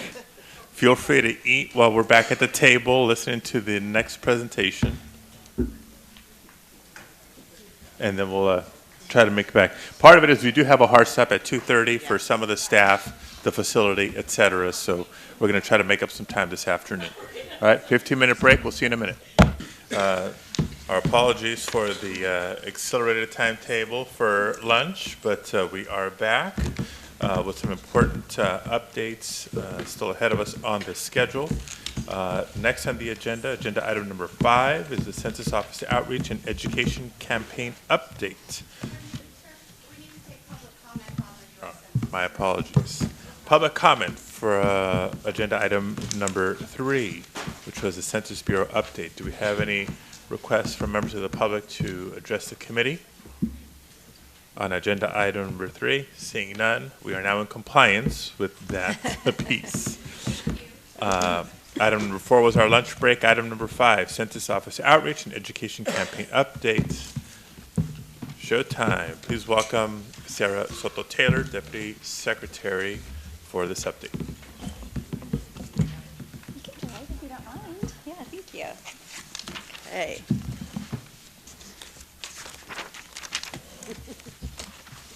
Well, good afternoon, committee members and Secretary of State Padilla. My name is Sarah Soto-Taylor. I'm the Deputy Secretary in Government Operations Agency. And today I'll be providing you with a summary of our Census Office accomplishments since our last meeting, really setting the tone for everything that we've done over the last few months, both with your support as well as with all of the hard work of our community partners. And I'll also be providing you a snapshot into a look ahead to key activities that will take place during the count. Next slide, please. The state's outreach approach to funding census efforts really emphasized the partnerships with local organizations and trusted messengers. We have 10 regional administrative community-based organizations. We've contracted with 40 offices of education. We have 17 community-based organizations focusing on the hardest to count populations, 5 sector-based organizations, 110 tribal governments, as well as 48 county government entities, all working diligently towards one goal. Communities in the hardest to count areas of California will be educated and motivated to complete the census. That equates to a little over 11 million individuals, representing roughly 3.4 million households. In May of 2019, our office put forward our Language and Communications Access Plan, also known as LOCUP. These were guidelines for our contracted partners that provided thresholds by county of in-language needs in our communities. And through our implementation plans, we asked contracted partners to submit information about what languages they would be conducting their outreach efforts in. We are very, very pleased to share with you today that we see that all 58 counties have achieved the requirements. And in many communities, we are providing outreach support in additional languages. So for example, in Los Angeles, we are providing outreach activities and efforts in Assyrian, Hindi, Hmong, and Ukrainian. In our Northern California counties of Yuba, Yolo, and Sutter, Armenian, Farsi, and Arabic are languages that are being supported above and beyond our lockup requirements. Another key issue that emerged is our need to focus on our indigenous communities. These are languages that are not necessarily written, or communities that have low literacy rate levels, where verbal communication is much more effective. Successful implementation is happening in Region 5 and 6 with our Mixteco, Triqui, Zapoteco communities, for example, and those are just to name a few. What you see here in this slide, and it's in your PowerPoint packet, is a snapshot of the number of activities. These are from our implementation plans that were submitted to our offices with over 5,300 planned in-person activities. These are events, presentations, and public workshops. As of the 25th of February, we have over 11.9 million estimated individual contacts and impressions through in-person activities. And I want to underscore that this is just the base. These are base numbers. We anticipate that they're going to go up as more of our community partners continue to add activities to their implementation plans and continue to report activities in SWORD. Next slide, please. Shows a breakdown of the outreach activities by region. So these are planned activities that add up to the previous slide numbers. There's an additional 238 planned activities that are occurring through our statewide initiative, community-based organizations. Next slide. Questionnaire assistance centers. They're an integral part of our campaign. This is the place that our public will go to. It's going to be a safe place that has been identified by our partners, our trusted messengers. They are facilities, they could be a church, they could be a clinic, they could be a church, town hall setting. But this is where our communities will be able to go with confidence, receive in-language assistance by our trusted partners on how to fill out the census. We are not enumerators, and we recognize that. But we are going to be providing these facilities with laptops, other devices in which the communities can then use those devices to fill out the census. At the end of January, we did a walkthrough with all of our partners about the role of the U.S. Census Bureau and our office and the functionality of our questionnaire assistance centers and kiosks, or quacks as we like to call them.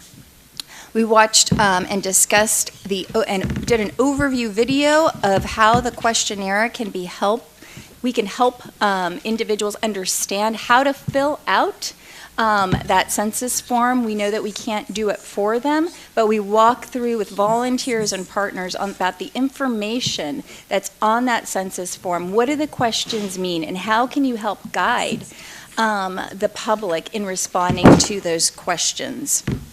And so what you see here, as of today, we have a little over 1,700 quacks and another about 1,600 kiosks that will be ready to go. And we do anticipate that these numbers will also go up.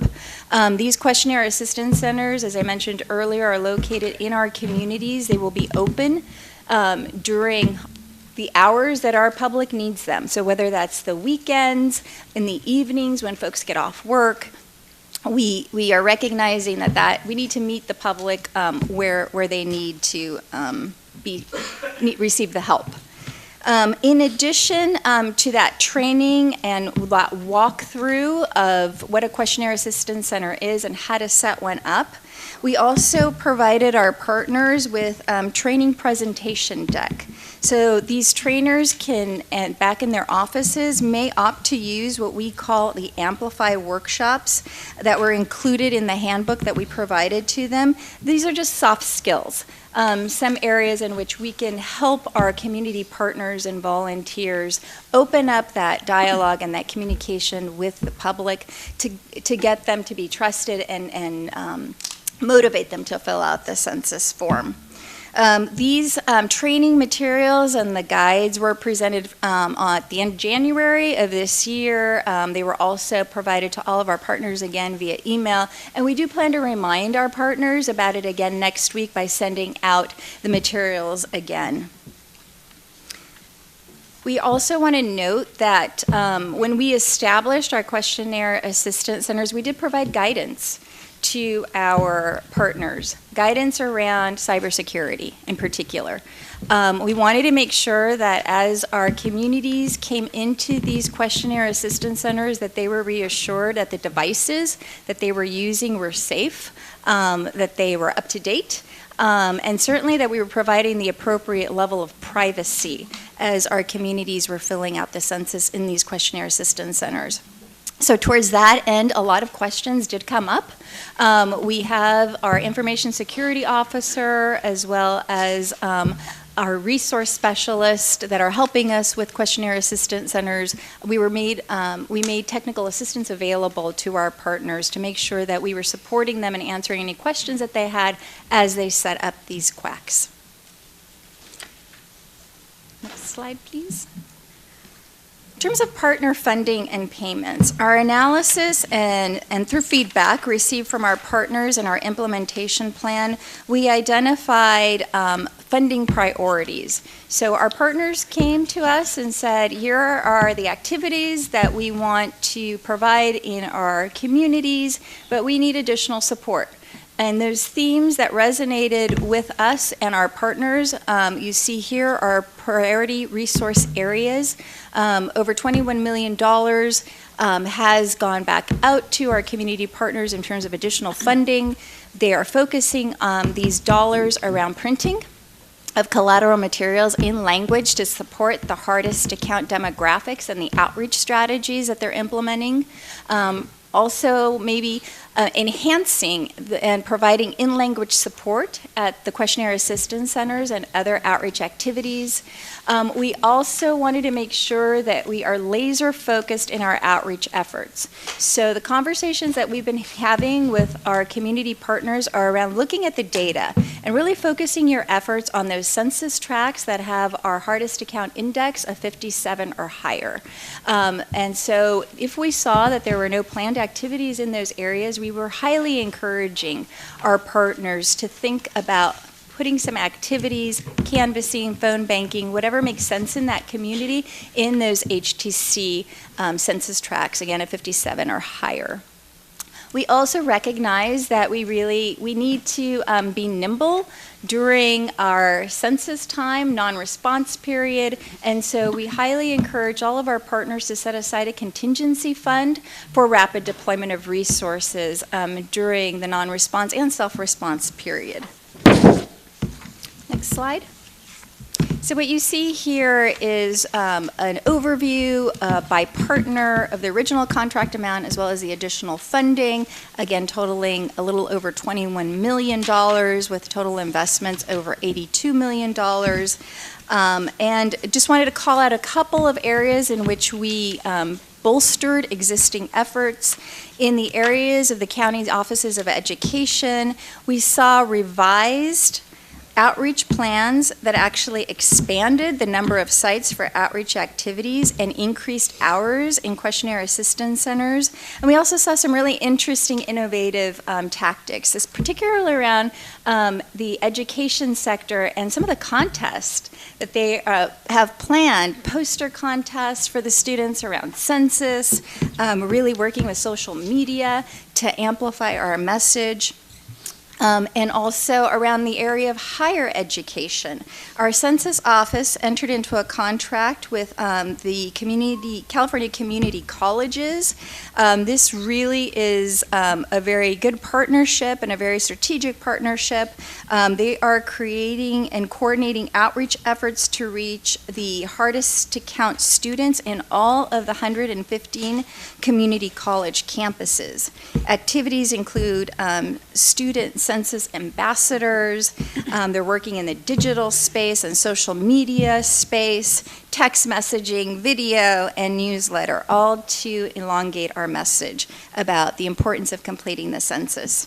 Similar agreements are in place with the University of California as well as the Cal State systems. Both systems are working with all of their student groups, really working to create outreach plans that are tailored to their campuses and the student population. In partnership with the Association of Independent Colleges and Universities, we're also engaging with them, providing them collateral material or access to collateral material, and this is all with no dedicated funding source for those independent colleges, but through our outreach efforts, they recognize the importance of the census and are very engaged in our partnership.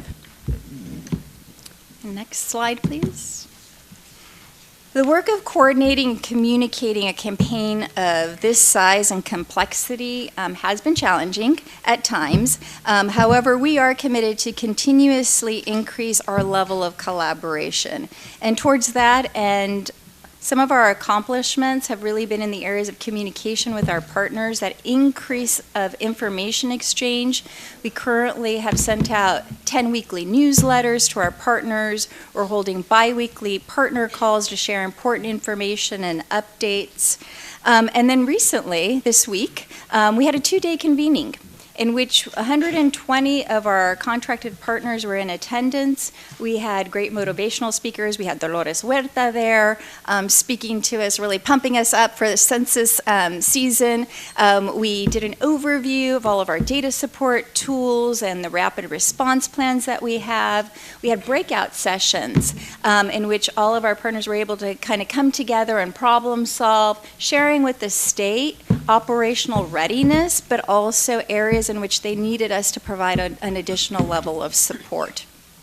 We had the opportunity to walk through a crisis communication framework with our partners for them to really understand if something were to happen, how do you communicate that up?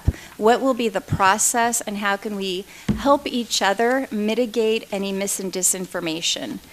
We also had breakout sessions in which our partners looked at regional scenarios and response planning.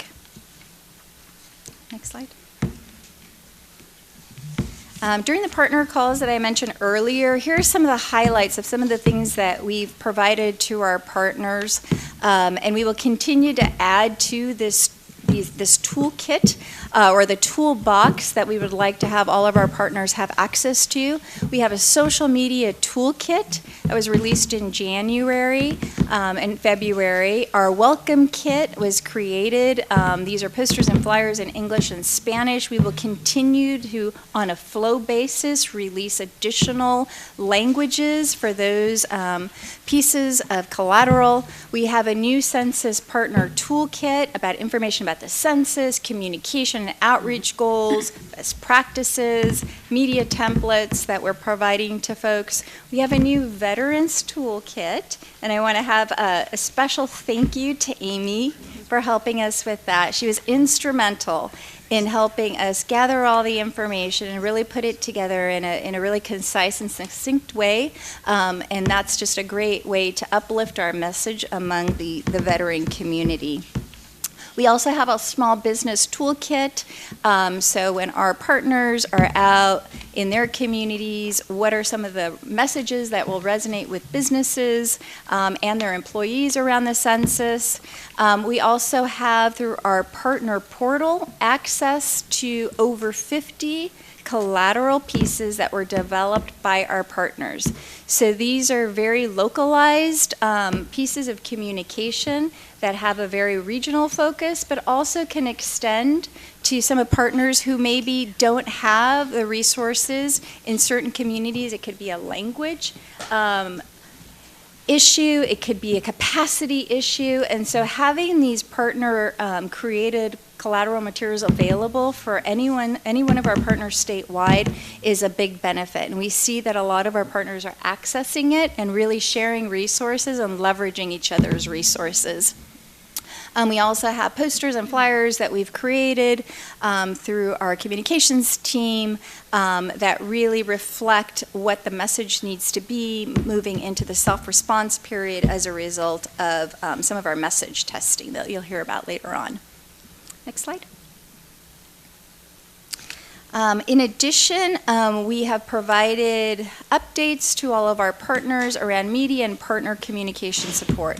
So through our webinars and our calls, as well as with our face-to-face time that we have at the regional level with our regional program managers and our partners over on the communication side, we were able to share the media buy. So these are media, paid media updates that detail the media coverage, and also really looking to share information also about the U.S. Census Bureau. So we know that the U.S. Census Bureau also has their media campaign.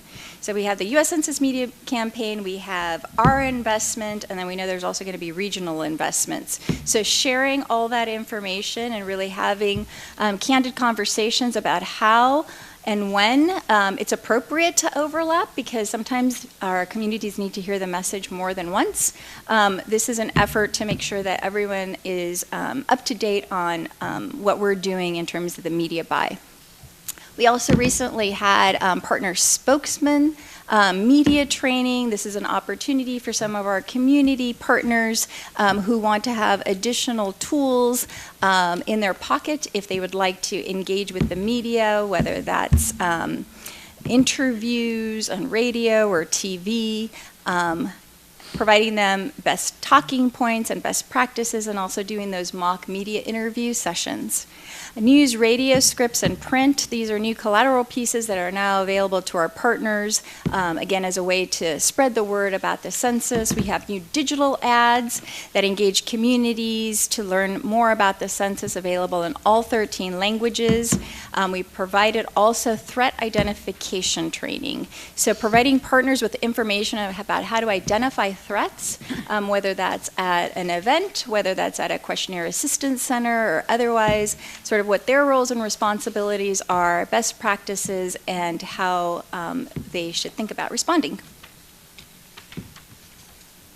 Another accomplishment to highlight is our tribal census kickoff. So on March 6th, and you see a copy of the flyer here and that invitation. It's really an invitation for leaders to learn more about the census, their presentations, and also partners are going to be providing information at booths. In the area of tribal outreach, we have developed a dedicated web page. You see the URL there, tailored outreach resources, and we have also conducted 3 tribal consultations. Of particular note around the funding, following the announcement that a second round of resources would be made available for our federally recognized tribal governments, a total of 33 federally recognized tribes entered into funding agreements with the Census Office to conduct direct outreach. And so to ensure that the remaining 77 federally recognized tribal governments who did not opt in still received outreach support, we have entered into an additional contract with the California Indian Manpower Consortium, who is charged now with providing targeted outreach to those tribal communities that opted out. Both CIMC and the California Native Vote Project received additional allocations, and both will focus on different outreach aspects to ensure that all of our Native American communities are counted, regardless if they live on tribal lands, rural, suburban, or urban areas. In addition to the outreach efforts of those 2 community-based organizations, we also have our media contractor, Nuna Consulting.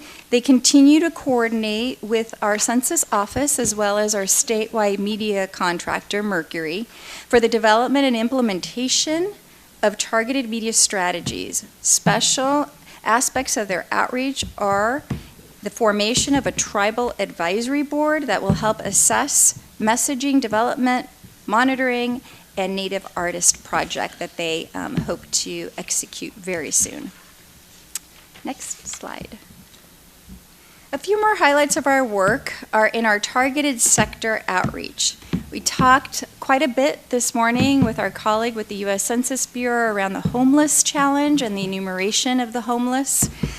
We have entered into a contract with Home Base in the amount of $200,000. Home Base is a nonprofit dedicated to building community capacity to prevent and end homelessness. So what they're going to be doing, they're really focused on coordination between the county governments, the local governments, any homeless service provider to really raise awareness about the U.S. Census Bureau operations around enumeration of the homeless population. So they are going to be conducting, and they have been conducting outreach to partners to share locations of where they are seeing the homeless population. We talked about, living in car situations, not just the tents, but living on the streets. So these service providers, because of their existing relationship and deep knowledge of the homeless situation in their communities, they are able to provide information to the U.S. Census Bureau on where the homeless population are residing. So they're adding to that list that was described earlier by our colleagues over at the U.S. Census Bureau, that address list. So our attempt to help the U.S. Census Bureau in building that address list, so when the enumerators do go out, there's a better chance of us being able to enumerate the homeless population. So that's what's happening in the area of homelessness. The rural strategy. This is also a bit of a challenge.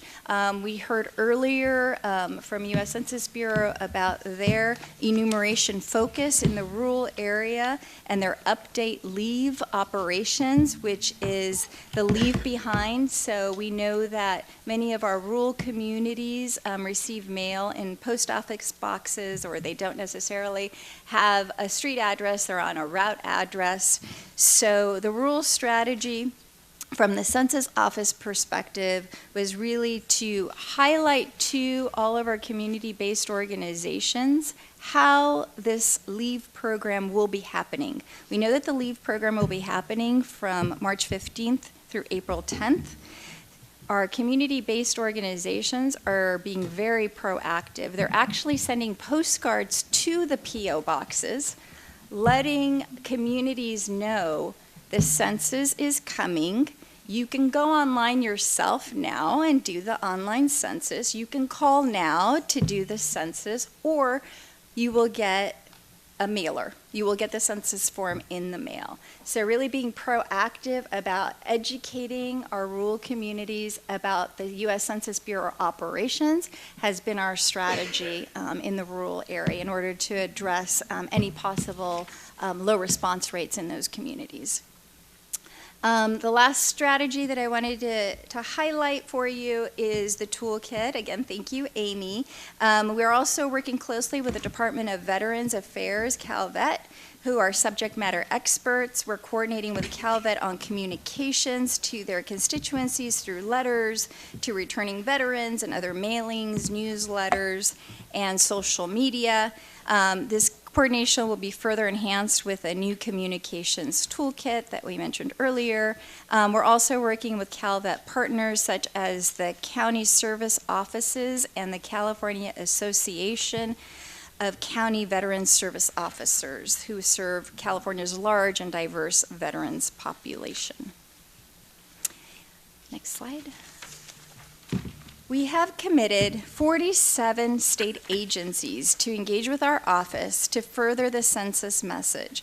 The following are just a few of some of the highlights from the last 2 weeks.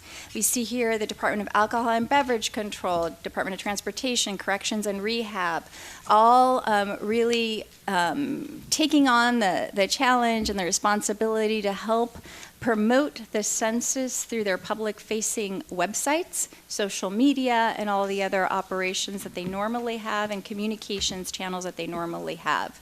And here you see a snippet from one of the agency's web pages. Actually, it's a Facebook page that they have over at Alcohol, Beverage, and Control.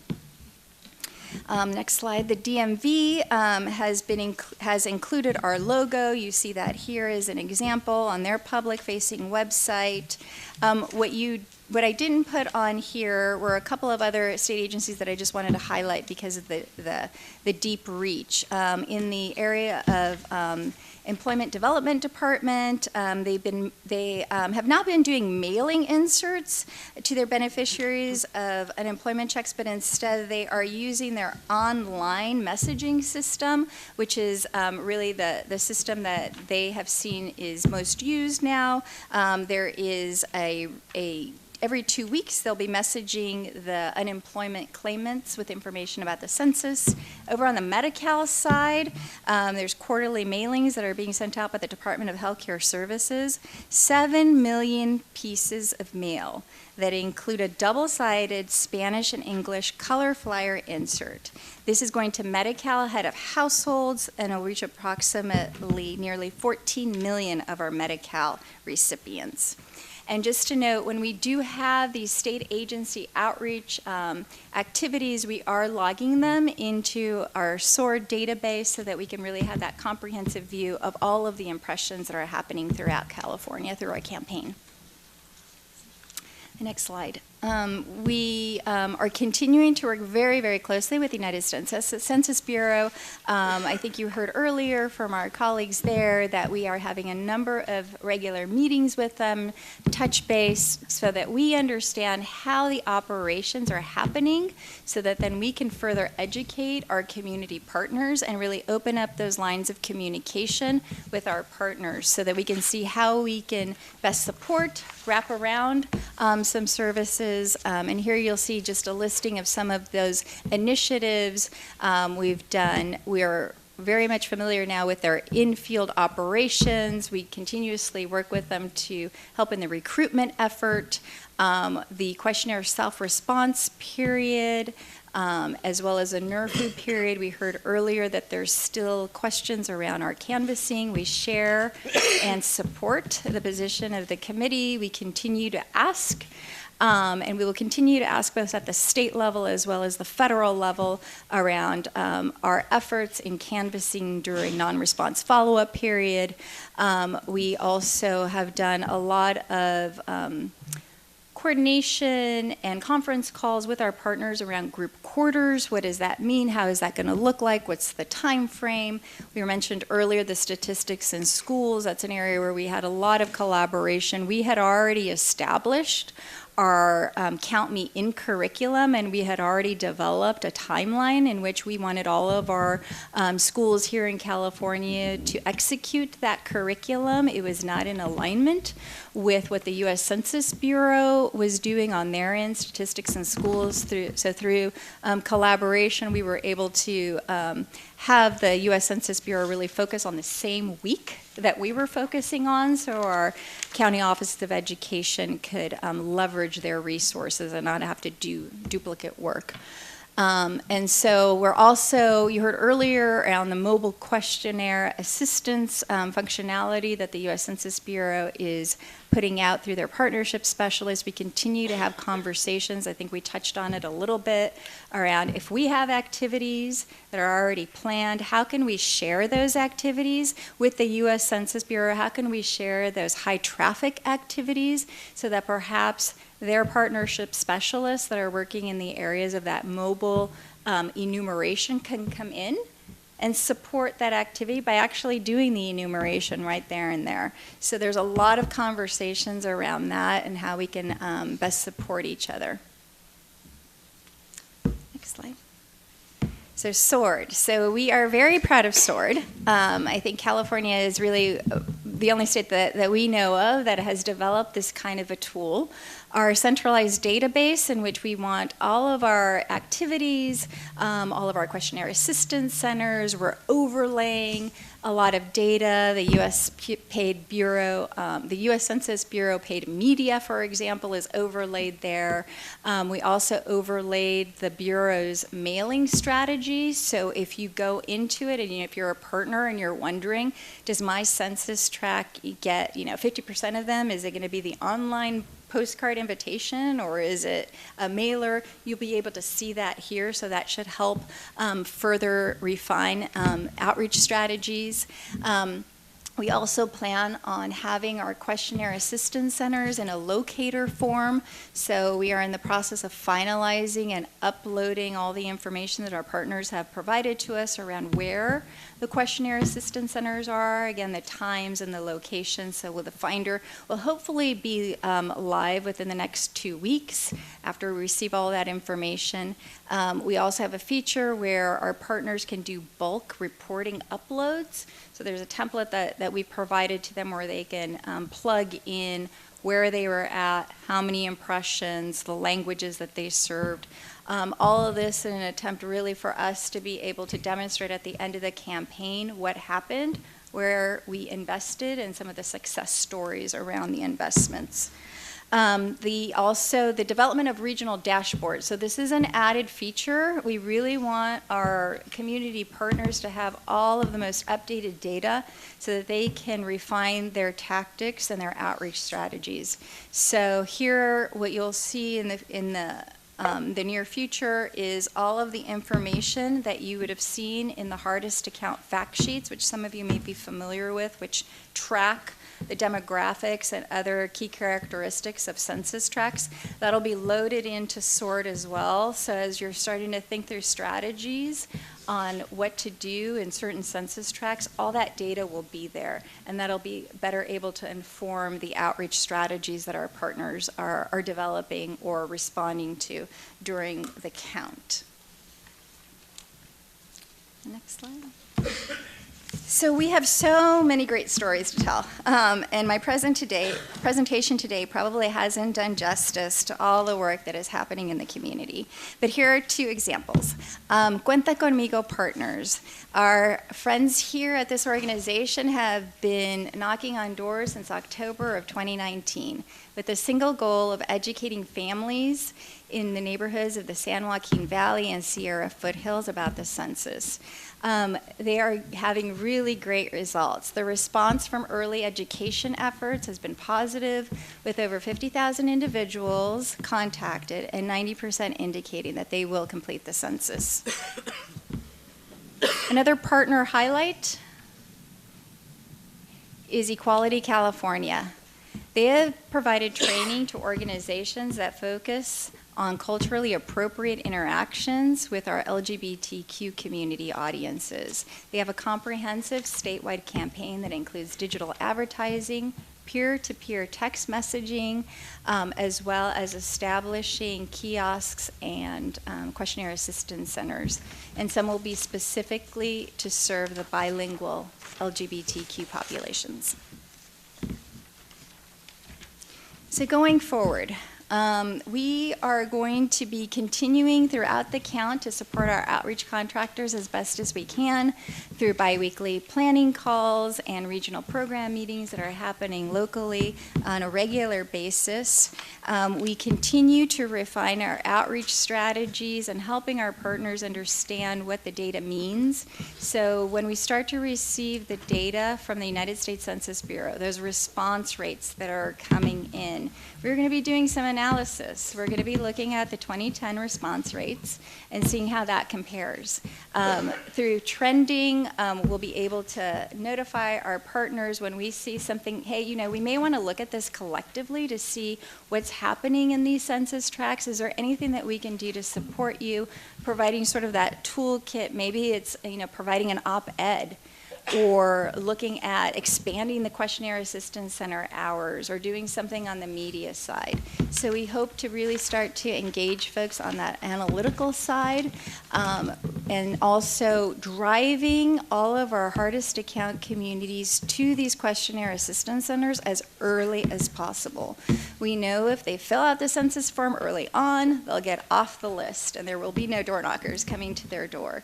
So we will continue to push that as a tactic, and also continuously looking at our message testing and adapting messages to our hardest to count communities. As soon as we hear of any opportunities to further the message or elongate the message, we want to be able to provide that information to our partners.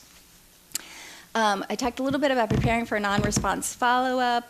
We have what we call the NERFU plan that was recently, a template was given to our partners. They can fill that out right now. The deadline to provide that to us is mid-April, and that represents another 5% of their contract. So we're really looking for innovative ways and any other tactics that they may be proposing to utilize during non-response follow-up period. And then also just continuing to document best practices for 2030. We want to make sure that if things are working, we're documenting it for historical purposes, and that includes reporting. So we are trying to make reporting back up to SORT as easy as possible. We've developed a couple of tools for that reporting mechanism. One is certainly in the canvassing side, our PDI tool that they can use as their canvassing. We also have Excel template reporting workshops that can easily be uploaded, and then you can also report activities directly into SORT by logging in and filling out a simple web form. And then lastly, I just wanted to share with you that we are thinking ahead. We do have some research that we are conducting around the campaign. We also know that we have our California Neighborhood Count Survey that is going to be in the field in May. That's something that's being administered by the Department of Finance. During that survey, there will be questions about the census and how individuals heard about the census, so we hope to be able to glean information from that survey. And then we've also, the office itself has commissioned research through an organization called Social Quest to measure the progress of our Census Office campaign. And specifically, this research measures awareness, attitudes, and intentions to participate, recollection of the communication campaigns about the Census 2020, and what messages a person heard from in that communication. So in closing, we couldn't be where we are today without all of your support, the committee's support, your advice on strategy, your engagement with the hardest to count communities, and the time you have dedicated to these meetings and trainings are very much appreciated. Thank you to Secretary of State Padilla for the probably hundreds of speaking engagements in California and nationally to educate the public about the campaign and the importance of the census. In a few minutes, you'll hear from our Deputy Director of Outreach, Emilio Vaca, who will lead us in a discussion on how committee members can continue to participate in our outreach efforts as ambassadors and the additional support that our office can provide to you. We will also hear from Martha Dominguez, our Deputy Director of External Affairs and Media Relations, about our media campaign successes and more detailed updates about the media campaign. So that concludes my presentation. I'd be happy to take any questions at this time. Sure. Let me actually lodge a couple, and then we'll go down the table again. One of the questions I had, but I think it's probably better addressed to Emilio, is, so for all these members who want to engage in specific events or what have you, no, after your presentation, not right now. Where's the schedule, where's the list that we can review and see which one makes sense for us? So I'm going to just put that out there, and we'll leave that for Emilio. For all the tools that you've mentioned, whether it's the toolkits, whether it's SWORD, do you feel, is that easy for everybody here to access? And for the ACBOs and CBO partners, what's the level of engagement and participation with those tools? Has everybody been trained? Everybody's humming along? Are there certain areas where it's not happening as it should be? Mm-hmm. So all those toolkits were provided through our calls and or webinars. And in addition to that, all of our regional program managers have those tools available to them as they go out and do their weekly touch base communications. So I can't say across the board how they've The utilization, not just the utilization availability, but of it, correct. And so I think it varies by each of our community partners in terms of what in that toolkit do they need, what in that toolkit supplements maybe their existing capacity, right, or the resources they have. Our strategy was really to put out as much information, as much resources as possible so that the community partners can pick and choose what it is that they need. But you do bring up a good point in terms of we've produced all of this, so who's using it and does it make sense and does it meet the need? So our commitment is to continue to work through our regional program managers and to continue to solicit comments from our partners on, is there anything else you need? Is there anything else that we need to clarify? Any other resources that you need from us so that the community partners can do their job. Okay. We've gone left to right a couple times. Let's go right to left this time. Any questions?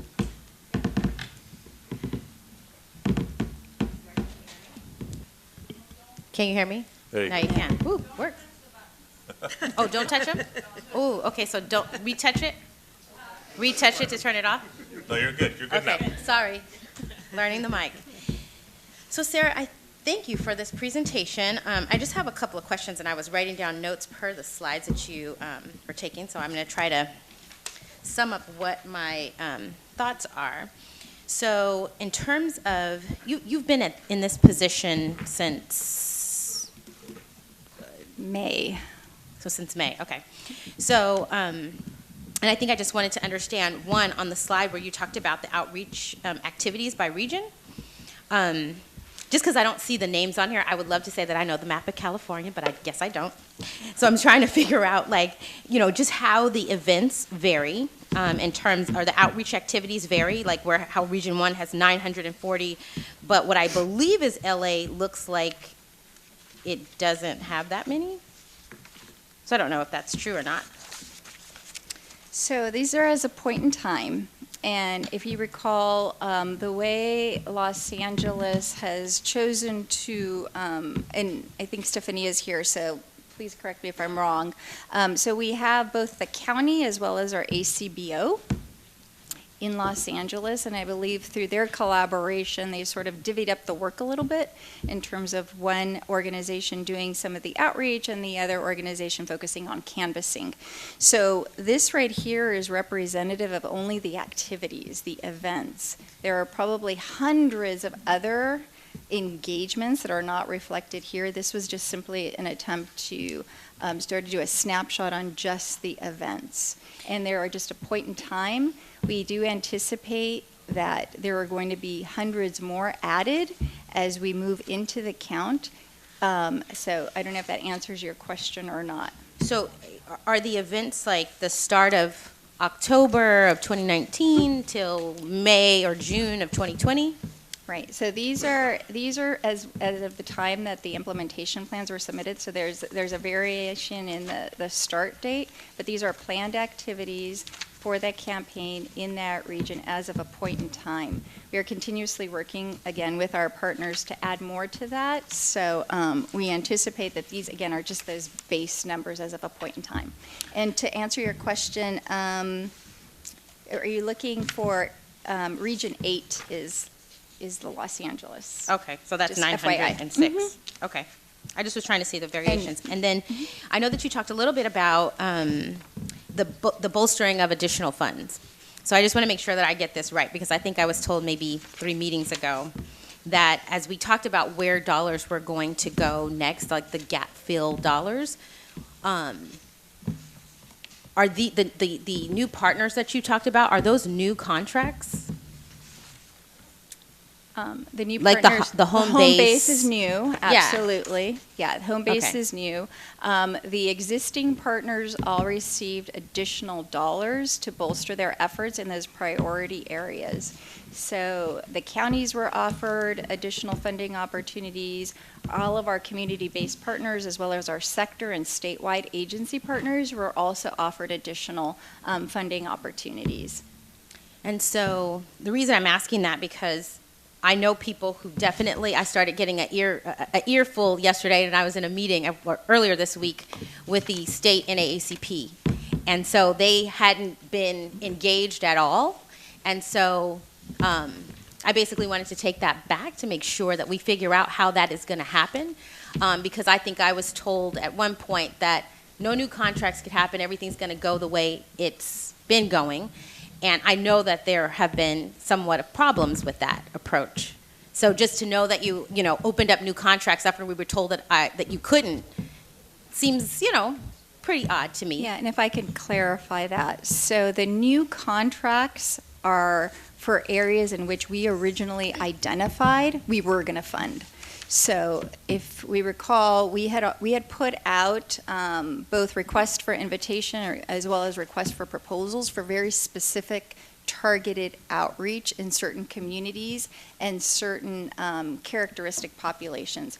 So for example, in the area of home base, we originally wanted to have a statewide agency, a community-based organization that would lead that effort. Through that RFP and RFI process, we did not get any bidders in that area, which is why those dollars and that sector remain unfilled for quite a while. And it wasn't until recently until we were able to partner with home base. So in that situation, that we had always in our strategy, we had always anticipated having a contractor that would help us in the homeless area.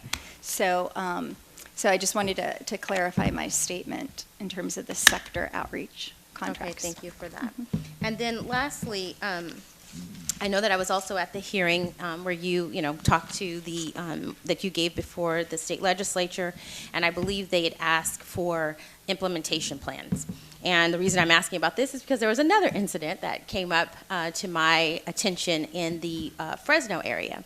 And I want to see how closely you're really monitoring what's happening with the county dollars. I was sent a picture of what the county is doing, and it was really regarding media, but they left out the African American media there. And while I love and I think that they do a great job, the Black Chamber of Fresno do a great job. Their space is not media, so that's not their lane. And they were just basically told, hey, this is how we're going to do it. So I felt like that was somewhat discriminatory to look at what some of the counties might be doing and what are the checks and balance systems, because we're all up here kind of blind, not knowing how these implementation plans are actually going to work or if they are working. So it's great that you're telling us all of this, but much like this morning, I let someone tell me thinking that we were going to be meeting in Oakland, and I drove to Oakland. So now I'm like, yeah, let me go ahead and make sure I read this for myself. So appreciate the comment, and we definitely we do have a monitoring and observation plan that we are rolling out to our regional program managers, and the cornerstone of that will be that checks and balances that you talked about. What did our partners say they were going to be doing in their implementation plan? How has that shifted? And it's quite feasible that it can shift based on new information that they have about their communities. But I hear you loud and clear in terms of having a monitoring and observation plan in place, and know that the office has one, and that we will be obviously rolling that out when the count happens. So thank you, Regina, and I'd be happy to talk to you further about those nuances in Fresno County and some of the concerns. Well, I definitely want to make sure that we do, because I want to make sure that we're able to correct if we're going to give money back out to the locals. And I understand local politics sometimes play in place with people, and especially when we're talking about funding. But I want to make sure people are playing fairly. And I don't believe that that's happening all throughout the state. I don't want to be a Debbie Downer, because I think that we have to make sure that we are doing everything in our power to make sure that this count goes off without a hitch. But at the same token, we are going to have to address these things loud and clear and make sure that each county or ACBO knows that we should be playing nicely with folks. And they need to be able to come back to you if it's not happening to actually put it in check. Thank you. So I just want to piggyback on that. I wear two hats here. One is with the state, and then I'm also the chair of the San Joaquin County Complete Count Committee.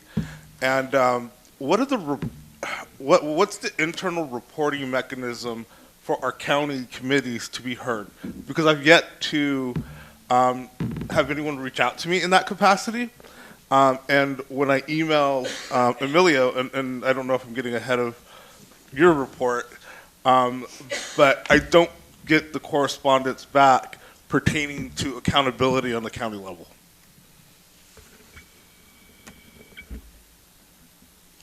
So I welcome having the opportunity to talk to you in a little bit more detail about what that reporting up should look like. So if I can have that opportunity to address that, I would welcome that. Thank you. So are counties being engaged? Because I know that we made a pretty big deal about the county committees being checks and balance. So is it just San Joaquin County that's not being engaged? Are other counties being engaged? Not to my awareness. I mean, we have regular communication with all of our partners. And so if there's a particular issue, a concern about how the money is being spent at the local level, we need to know about that. And if you have insight into that, again, welcome that conversation. Well, I just think also that reporting out to this committee might also be helpful too, because you have people who are representing their regions who have a certain perspective that might be helpful.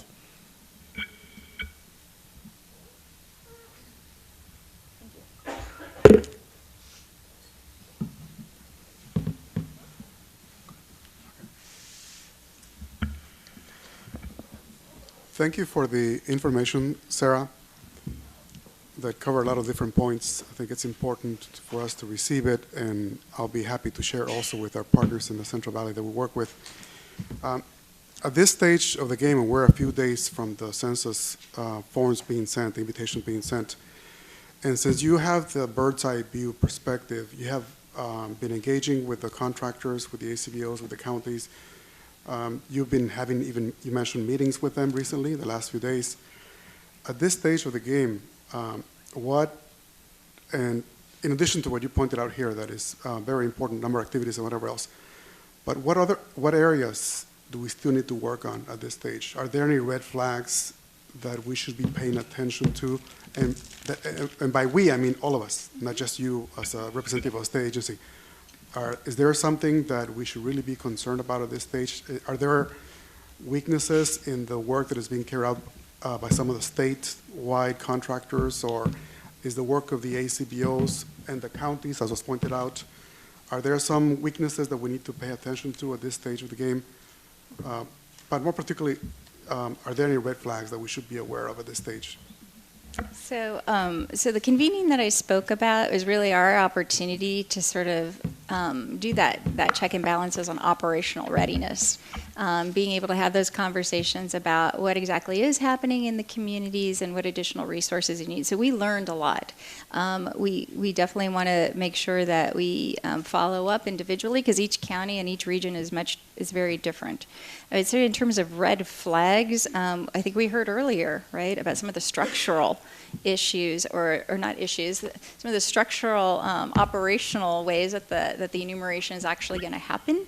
And so I think it falls on all of us to really be knowledgeable about how the enumeration is going to happen and some of those constraints, and really be leaders in our own communities so that we can educate the community and educate ourselves so that we are complementing the work.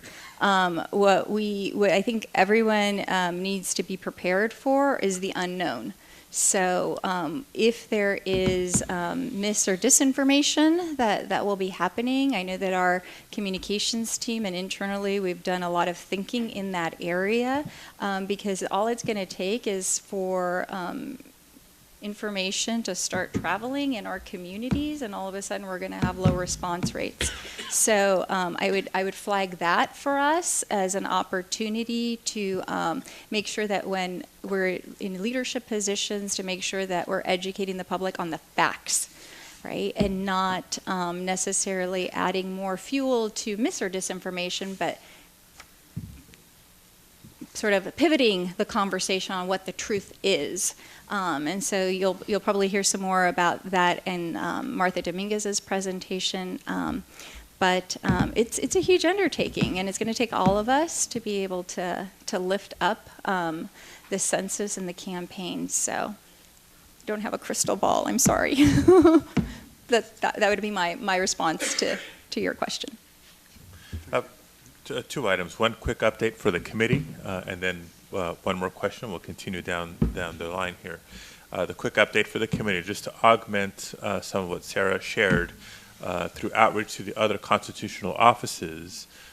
We have secured commitments from the Superintendent of Public Instruction and the Department of Education to do outreach through schools, in addition to what's happening through county offices of education, a lot of local districts. The Treasurer's Office with specific commitments pending from the Controller, from the Attorney General, the Insurance Commissioner, et cetera. So just know that there's that layer of activity going on in addition to the departments and agencies that were touched on earlier. I know I already asked one question, so I'll just ask one more. Aside from the digital tools, we talked in previous meetings about collateral, right? Flyers and just other materials. There was questions earlier about who's going to cover the printing, was that centralized and then to be distributed, or were ACBOs going to do it on their own, or even CBOs doing it on their own?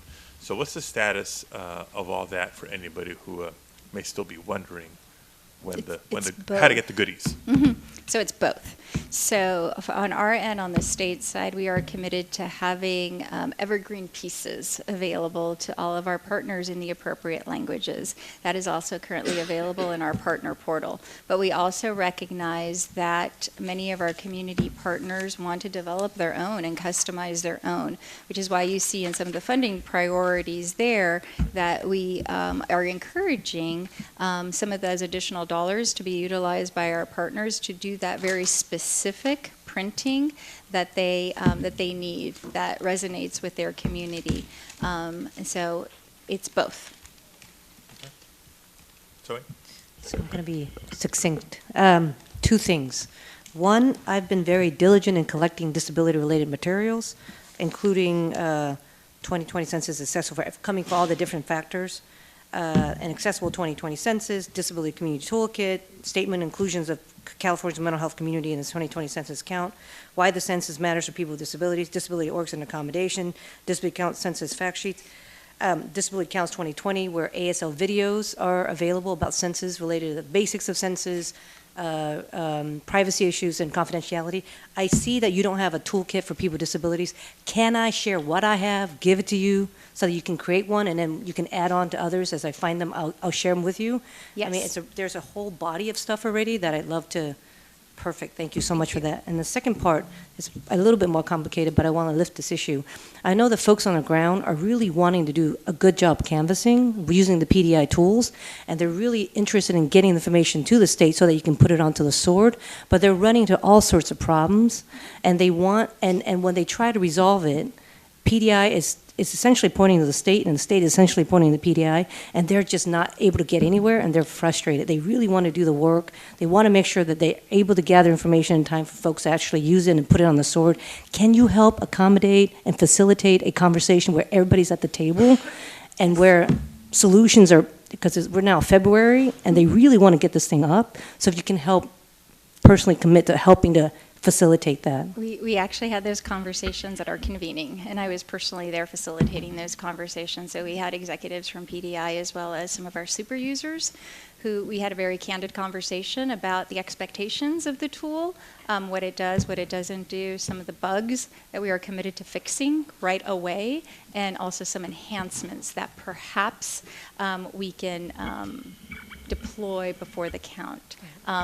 Know that we have also we have commitments from PDI to work with our leadership team in much more close collaboration in order to document those concerns. As a matter of fact, we are having one-on-one meetings with our super users to literally go line by line on the data to make sure that the reporting that's on the community-based organization side and the data that's on the PDI side is reconciling. So we're to that level of granularity. And all three are at the table. Because Yes. it's like the state meeting with the PDI users and then PI users, Yes. but the three of you are going to be all at the table. Yes, Okay, absolutely. Thank you so much. This was at the convening. So. Yes, I know that, is today Thursday? So today's Thursday. I know that there's a meeting going on today with one of our community-based partners as well as PDI. And then I can tell you that we are going to be rolling out by early next week sort of like an online form that our partners will be able to report in a consistent way any of the issues that they are encountering, and that'll have visibility directly with our executive team at the census office as well. And I think that that's probably where there may have been, we may have had gaps in the past in terms of communication. So I just, Jump on the PDI thing, 'cause I'm an end user. I'm not a super user, I'm an end user. Microphone. Thank you. So I'm an end user, not a super user. And I can tell you that there's an extreme amount of frustration. I made a decision for my organization to let go of PDI and to go back to paper.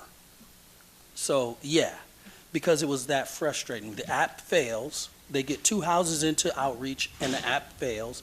They log in and they get in, and if the app doesn't fail, then it doesn't upload the data.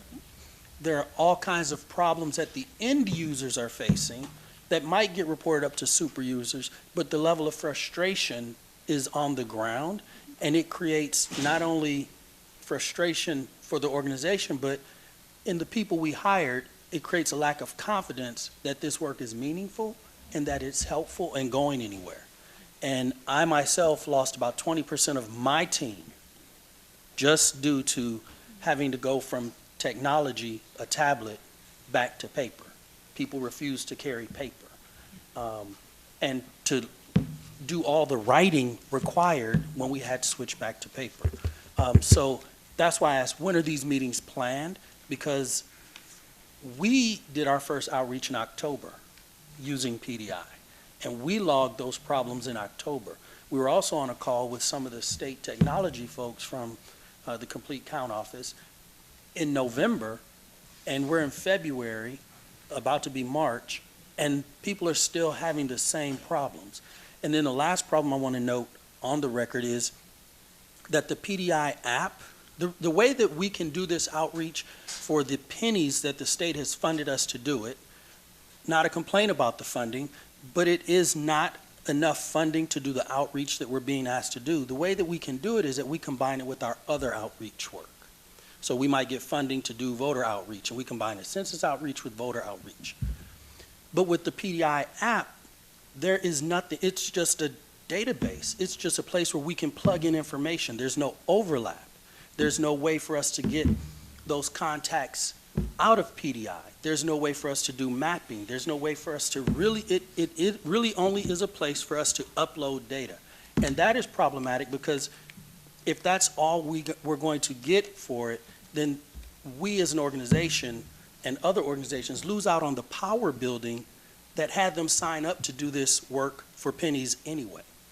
And so people are saying if that's all PDI is going to be, then the state wasted its money. They're not going to use it because they get nothing out of it. And so we really need to address that. How can organizations that are underfunded to do the outreach really get some value out of doing the outreach and get control of the data that they are producing? Right, so there is, there's this distinction between PDI and Census PDI. Yes. And Census PDI, very much different from regular PDI. And I think that perhaps originally that sort of expectation wasn't placed or wasn't communicated properly. So we're already starting at a place where everyone thinks Census PDI is supposed to do different things. And so this is exactly the conversation that we had at the convening, and I'd be happy to make sure that we can have one-on-one conversations with you about what we can provide in Census PDI, how we can make sure that the data that you have collected migrates into our system so that we can all demonstrate the work that you've done in the field, in your area, and continuing to work through what can we do. You're right, it is like 2 weeks out. So what can we do? What can the tool do to help you do your job, knowing that we're 2 weeks out and we can only look forward in terms of how we can continue to make sure that the tool provides some level of value going forward. Sir, following up on PDI, first of all, I love the portal and the toolkits, the starter toolkits that are on there. Very helpful. Would you consider adding one for PDI? We seem to have a bit of a ACBO communication deficit throughout the state, and when they're adding subcontractors at a really quick pace, some of the subcontractors are going directly to the portal, and there's no reference to who do they talk to about technology. Are they going to get access to Census PDI? Are our counties going to get access to Census PDI? So having a starter kit to answer those questions would probably save you a lot of time. Including the expectations, right, the clarity on what it is and what it isn't. And I want to reiterate the need for these organizations to have access to the data that they created. So I heard your response, and there was still something lacking in providing.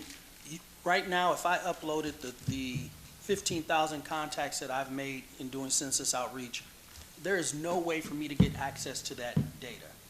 it does not come back to me. I can't download a report. I cannot open up a map. I can't do anything with it. It's just a portal to upload. There is no download. There is no access. There is nothing there for me, having done the work, to see, to get any value out of it. Anything else PDI related? You know, this is, I think it's partially what Chris just said, talking about how we're going to be putting organizations in a position to have to rely on other funding that might be voter, whatever kind of canvassing funding, and I just want to make sure that we're pure in the sense that we don't cross the lines of what the census is, and not have this blur over into other campaigns, like political campaigns. I've seen that people have done their events in a certain way, but I'm hoping that, you know, once again, that you guys are really being able to look at these events to make sure that they are balanced, I guess, in approach, so that people are, they're not pushed in a position that compromises that message of the census, and that it has nothing to do with necessarily voting for any particular candidate, but that it's about representation. Continuing down now, anything non-PDI related left to discuss? Yes. I don't want to skip over anything. Oh, no. Go ahead. Okay. You mentioned the new contract with Home Base. I heard the census rep say that tomorrow would be the last day that they would be taking input on locations and places where they could find homeless populations. So can you talk about how Home Base is going to, or maybe they've already communicated that information. So other organizations that might have that information, how would they get that information to either Complete Count Office or to the Census Bureau? Because, I mean, I personally aware of a situation in my neighborhood. I live near San Diego State, and there is a caravan of students who travel around sleeping in their cars every night to different locations. How would I get that information into the system so that those students won't be missed? Because they're not going to be counted in group quarters because they don't live on campus. They're not going to be counted at a residence because they don't have one. And their caravan moves every night to a different neighborhood. So I can definitely, we can definitely get you in contact with Home Base, who is looking at those kind of situations and working with other service providers in that area. So it may be that these individuals access maybe food assistance or a food bank or something along those lines, where there could be that conduit to provide them information about the census and let them know the census is here. Go online, take the census. So I think we can work with the Home Base to be able to make that connection. Thank you. We will talk. The QAC and the QAK locator that's in SOAR, will it be available in other platforms as well, so that people outside of the committee and outside of the ACBO networks and the super user networks can find the QACs and the QAKs? It's going to be on the public website. It'll be on the public website, okay. Anywhere else, you know, I don't think the average citizen knows to go to the California Census website to get information. And so what we'll also be doing, and I'll have to confirm with Martha, but we can certainly add it to our social. Just the messaging that happens on social, that could be part of it. Ding, Yeah. ding, ding. Good answer. And then the last question I have is the SWORD data. Does SWORD and PDI census, is there a natural migration there, or does it require human interaction to migrate the data from census, PDI census, into SWORD? There's an interface there that happens. Automatic interface. It happens automatically. Okay. All right. Thank you. Thank you. Okay. Before I wrap this up, another question, which may be a question for media. So once the locator tool is ready, to your point, how it's going to be known, not just making it available, but for folks to utilize, they got to be aware of it. Adding to social, great. That's one. But there's a lot of people who maybe aren't following Twitter and Facebook. So how else do we promote the tool? The ads. So it could be part of the ads, right? The digital ads that we currently see pop up. So can be, will be. Two I'm different looking things. to Martha to answer that Okay. question. I think that's a Okay. great idea, Okay. so I want to promote that. And All right. So put a pin in that, and we'll come back. Yes. Not the next agenda item, but the agenda item after that. Any public comment? Any members of the public wishing to address the committee on this item? Please come forward.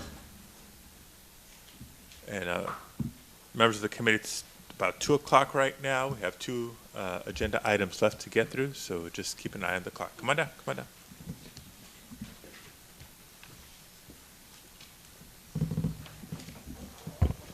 Hi, thank you so much for taking my comment. My name is Christopher Towler. I am coming from Sacramento State University. I'm faculty there.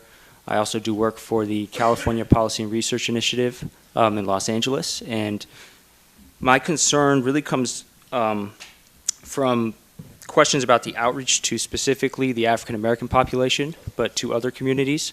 And so far from the presentation, I'm wondering if there's information available about the specific partnerships between county level or other census offices and community partnerships specifically tied to or within the African American community or any other communities that are considered hard to count throughout the state. In other words, is there a way to really see where this sort of gap funding has gone to connect official census offices with the hardest to count community organizations?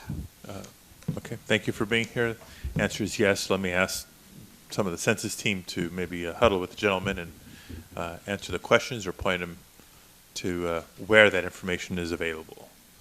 Are there members of the public wishing to address the committee on this item? Seeing none, thank you, Sarah. Let's proceed to the next agenda item. Agenda item number 6, committee member engagement opportunities. Welcome, Emilio. Thank you. Good afternoon. I'm going to try to do my best to give an honor of the time for my colleague to do her part too. So I wanted to first start with acknowledging and thanking all the committee members that participated on our one-on-ones with Jim Miller in our office walking through SWORD. I know some of you were not able to do that, so I would definitely encourage you to set those up with Laura. Mainly because a lot of the information that I heard through Sarah's presentation, some of that does exist in SWORD and could lead to some of those answers. I wanted to thank all of you who have in some capacity been involved not only directly with our staff in our office. I know Alma, you've been really instrumental in working with Jim with PDI, so we've heard loud and clear, not just from our end users, super users, but also our committee members around the issue with PDI, so I want to acknowledge that. Also want to thank the apart from our staff, also working directly with your local complete count committees, specifically Nicholas, as you mentioned, being the co-chair of that. And I know that there was perhaps it was not intended, but definitely want to acknowledge Secretary of State for your video that we were able to share with our partners at the convening. And so I just want to acknowledge that as well. So I know that Sarah walked through briefly through the what's been completed, what's being planned in regards to our partners. What I would like to do is really focus on 3 main areas. If I can get through them, I will pile through those things, but please note that like anyone in our office, we are available for any follow-ups, and perhaps these will be some of the things that will be additional trainings for the committee as well. So the first part would be around our outreach, RPM support. So in your lovely, healthy binder resource guide that you have, in there you'll find a roster of our regional program managers.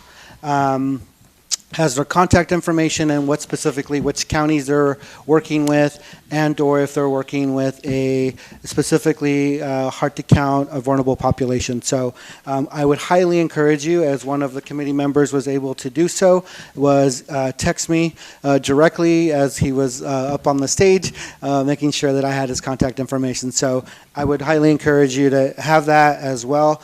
The piece to the question around activities, I know that Sarah, I know the time doesn't allow to go into a deep dive into specifically the regional dashboards.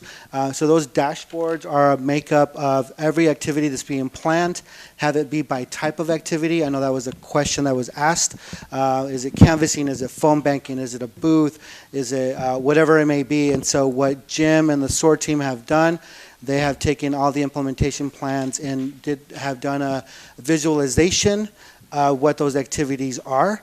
And so in that dashboard, one of the things that we would love to do is have all of you participate in that to see specifically in the areas that you live in or frequently commute to see what activities are taking place. And I know that a couple months ago or a couple meetings ago, we talked about the intentionality of the implementation plans. Sarah did reference that a lot of those were in some capacity stale because we did approve those back in October. And so one of the things that we're currently doing with our partners is ensuring that we're updating those as frequently as we can to ensure that no one shows up to an event that no longer is there, or obviously the instances where they might have had a planned activity, but there was power outages or there was a fire. So we wanted to make sure that as we move forward with these regional dashboards, that's an area that we're actually updating more frequently, that would have the most up-to-date information. In addition to that, what we will be pulling out of those dashboards, so then not everyone has to log in to SWORD, which is part of my selling pitch, is we really want you to log into SWORD, is also provide some sort of calendar of activities specifically to the regions, by region, as we have done so on this regional dashboards. And so that's what I would just say in regards to the two things that were on your agenda today as a high-level update in regards to RPM support as well as those activities. And I would just say that part of the regional dashboard, one of the things that we heard through I think the Secretary of State, who made a good reference in one of our last meetings, is our partners aware what other partners are doing, and that's why we moved to that concept of doing a regional dashboard, so then County Office of Education would know what the ACBO is doing, ACBO would know what the County Office of Education is going to be doing, and vice versa. And so there would be that level of interaction and intentionality of coordination. The other piece that I would add to the regional dashboard, we're looking at how we update that with what was referenced earlier from our census family at the Census Bureau, and also what Sarah mentioned around how do we keep track of how partners could agilely move to help support census tracts that are not households that are not reporting as they were in 2010. And so those are the things that we're looking at. How do we maximize the tools that we have? And I think that's one of the things we haven't really done a great job of telling our story, is that if you've been in SWORD, we have everything under the moon. Update leave map, specifically, it's on there. And so that's why we would highly encourage everyone who, if you haven't gone through the SWORD one-on-one with Jim, that we set those up, because there's so much information there. And not only to that, we've heard a lot of great feedback. And I can speak for Jim in knowing that, I mean, we took notes upon notes of all the questions and comments we heard back from you as a way how we can improve a lot of those tools. The tools are only effective as those that are utilizing it, and also if it's applicable to how you want to use it. And so we're constantly working on that. The piece that I really wanted to dive into more specifically today, and I've asked my what's going on here? My co-partner here, Martha Dominguez, to join me in the case I stumble, because I often do that. So one of the things that we've heard loud and clear from not only committee members individually, but collectively, is how can I get involved? I would say that a lot of you have, you're not an ambassador, you're more than an ambassador. You're like superheroes, right? So you're doing, on top of the things that you're already doing, you have either individually, collectively, have worked with our staff to make what we're giving our partners even better. I know Sarah mentioned a few of some of you who have stepped up to help out. And so part of this training that we'll go through, or presentation, is more of the how and where you can get involved. So I mentioned earlier, if you don't mind going to the next slide, we mentioned about getting involved at the local level with your complete count committees. I know some of you travel to come to these meetings, so we oftentimes don't get to interact. But on the local level, a lot of our complete count committees have naturally embedded not only what the county's doing, but also what the ACBOs are doing. So they act as a form of coordination of information and what's going to be happening through those complete count committees.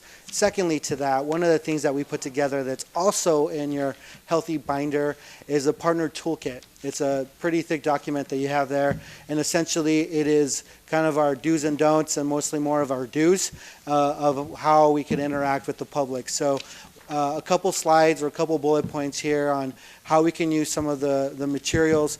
I don't want to, I know Martha has a lot more to say than I do on these, but what I wanted to do is just to give you some high-level points that we're using, that we're hearing from folks that are working, and obviously you have those. I know Secretary Padilla, you've probably could write the census script, and so I just wanted to acknowledge that we do have some high-level talking points, and I will just walk through some of them through these power slides, but know that those are just coming directly from that the partners' talking points that are in your binder. So I don't want to waste your time on that. So what I would like to do, if you can go ahead, Laura. As we talk about what messaging is sticking and what we're hearing from community members, as folks are canvassing, as Martha will go through the different types of Texas messaging that they've done throughout the state with the various populations. We've really heard loud and clear, what's my stake in it, what's my role. We've also heard a lot from individuals in the community, lack of awareness of what is the census. So I highly encourage all of you to go back and remind ourselves that not everybody outside of us have the deep resources of information that most folks should have. And so one of the things we heard was, one, what's the civic duty of participating in it? The other part we heard about the resources. What are the resources that's going to come to my community? And I think Secretary Padilla, in your most recent, I don't know how many you've done now, these town halls that you did in Selma, I think there was a lot of questions around the citizenship, not specifically out loud, but one of the things we heard was, is the citizenship question still going to be on there?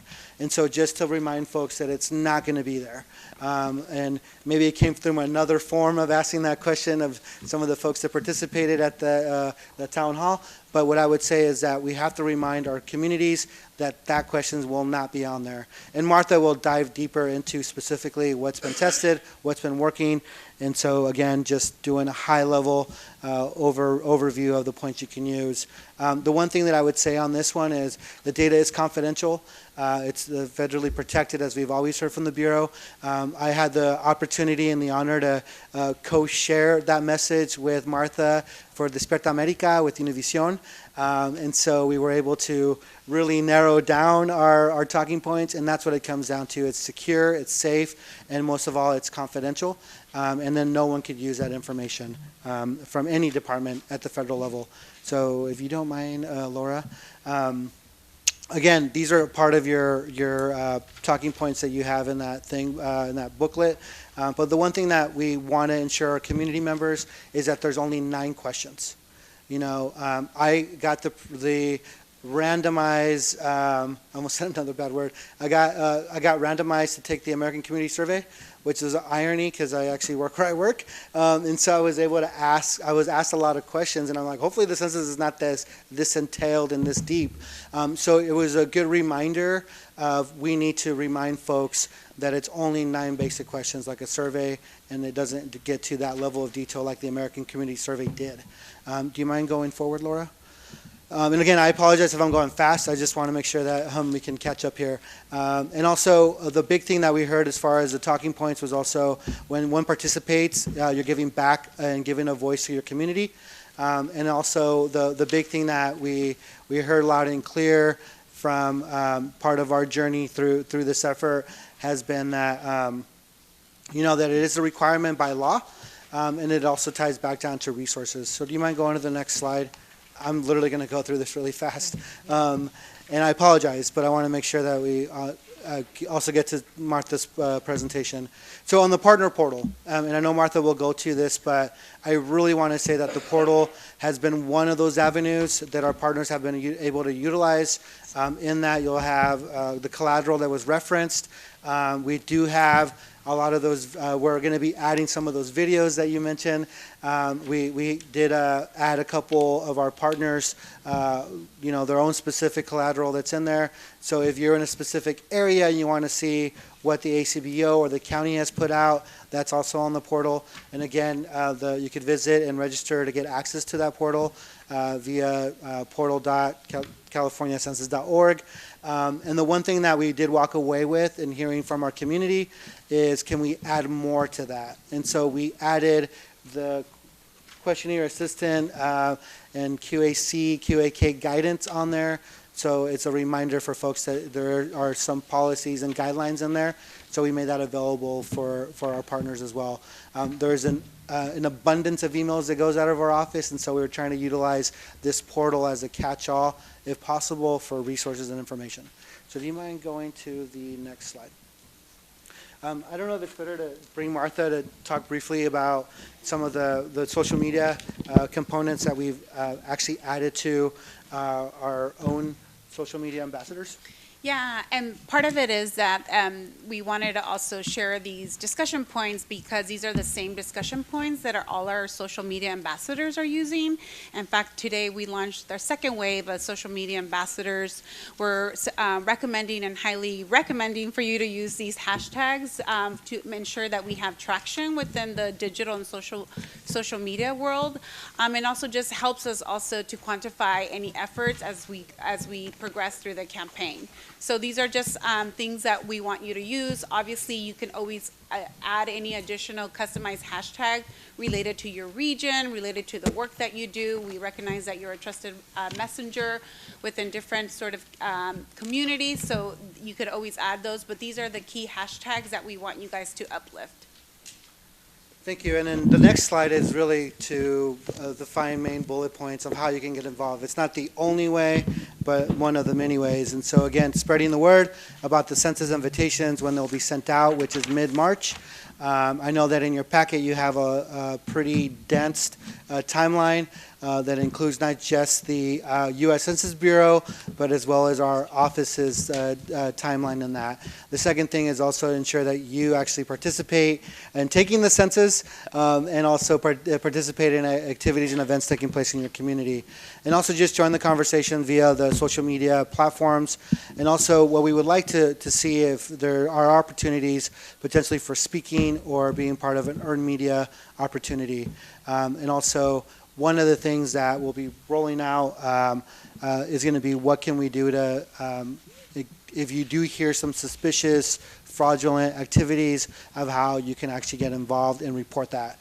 So with that, I will open up the floodgate of questions, and then I'll turn it over to Martha. All right.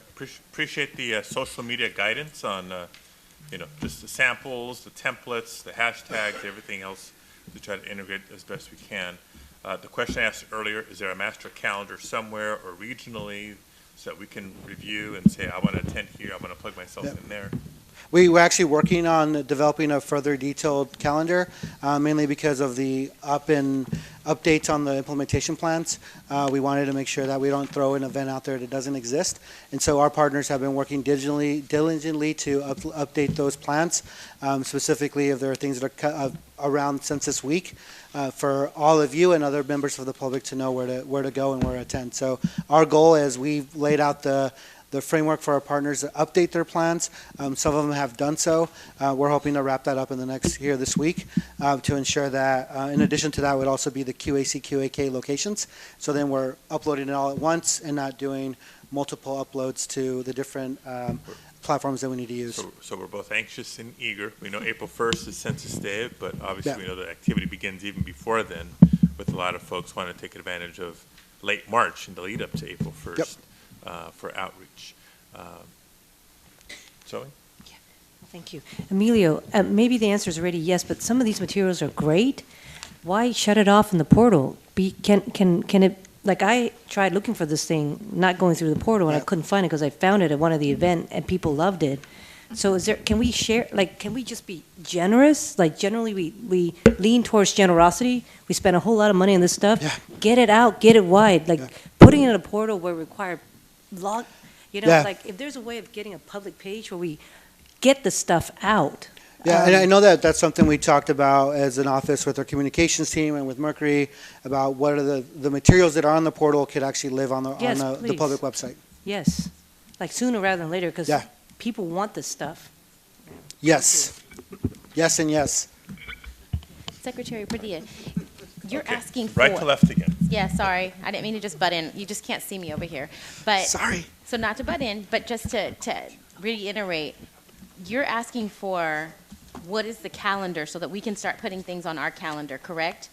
Why is it so difficult for us to get that? Because I feel like we've been asking for that for so many meetings. Yeah, so like I mentioned, we can get you what we do have. Just note that what it's actually been available were things that were put in place back in October, November, December. And so to provide the support of our partners to ensure that those events and activities are still taking place, that we would actually have more of a updated activity of those plans. And so it's not limited just to events, is if you would like to participate in an activity such as canvassing or phone banking, that would actually be reflective as well. So are the events that you've approved, are these, do you know, I guess, if most of these events are already proven events? Because I'm imagining that most events have to be, you know, I've been at the meeting in Sacramento County. They have a My Black weekend or something that it's going to be called in March. And so, but they're frustrated too because they feel like, I want to get to the point, we can have Martha talk about these micro dollars. But, you know, are these planned events like the Sweet Potato, Festival or whatever it is, like, or are these, you know, you just have to go back and check because you just don't know if those same events are still going to happen? We know that there's most of those will be happening. Like again, I would not feel comfortable saying here are all the events, and then the next time we're together, you're going to say, well, 3 of those didn't happen. You know, and so that's why we went back to each of our partners and asked them to update their plans to ensure that that information is correct. And also, more specifically, when we approved their plans, those were planned activities. So they might have been planned for April, May, but it had not had a secured venue at that time when they turned in their implementation plan, which was October.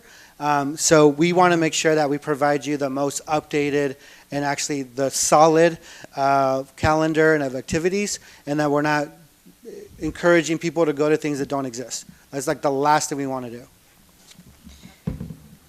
I guess Senator Padilla had asked me to help, and it's 2:24, and a media person has not yet presented. So if there's some urgent questions for Emilio. I have. Do you have something? Yeah, Okay. real quick though. Okay, great, One, thank you. Emilio, could you, Sarah, and I kind of huddle after the meeting to talk about? So just so everyone knows, San Joaquin County did not opt in, and so we've got some unique challenges that I think we need to talk about. And then the call that you jumped off of was really helpful to answer a lot of our questions. Yeah. And there was a lot of discussion about reporting. So, like tract level reporting. Is SWORD going to be the space for that reporting? Yes, so everything that's happening either through non-PDI and PDI activities, they will all live in SWORD. And that would give us exactly what tracks are, what activities and what activities are happening by track. And also, as we get the response rate data back from the Bureau, we'll be able to match those tracks as well. That's great. I'm really looking forward to that. Now, as the county chair, will I have access to that? And then who is the point of contact for county chairs? So anyone could ask to be a part of the SWORD community. It's not limited to if you're an ACBO or the actual like City of Stockton in this case. But if you need an account, I mean, I know we made that available to each of the other committee members that you could have access to that as well. And we've encouraged in our broader community of our local complete count committee members, if they want to, I mean, we have non-contracted partners on there as well. So you're always more than happy, and I can make sure that we get you the information you need. So I requested through Jim or to you? Yeah, you requested to Jim. Okay, great. Yeah, I don't have that kind of power. And then who's the point of contact for county chairs? So every county, I mean, maybe this is part of our discussion that we need to have with Sarah, just because of the uniqueness of San Joaquin County. But every committee, every local complete count committee chair, and Dr. Martinez could allude to this, have been working closely with the RPMs and/or specifically the county, the Office of Education, and/or the ACBO to ensure that everyone's on the same page on the communication front. Okay, thank you. All right, thank you so much, Emilio. Thank you. And if we could invite Martha Dominguez up, please, for your media. Hi, I also Oh, I'm have sorry, Carolyn public Becker. comment. Oh, so sorry about that. So for item 6, are there any public comments? Hearing none? Okay. Martha, please. sorry, we're back on. I also have Carolyn Becker here from Mercury, so we're going to co-present, and we're going to, assuming that we still have enough time, or should we cut it short? Yes, no? Can folks stay a little longer? It's 2:27. Yeah, and then of course We'll we need try to to leave. speed Please up as leave. much as we yeah. can. Because I know people are going to have questions as well. So. Thank you. Thank you, members of the committee, for having us this afternoon. We will try to keep your time precious here. Laura, are you driving? Martha? Thanks.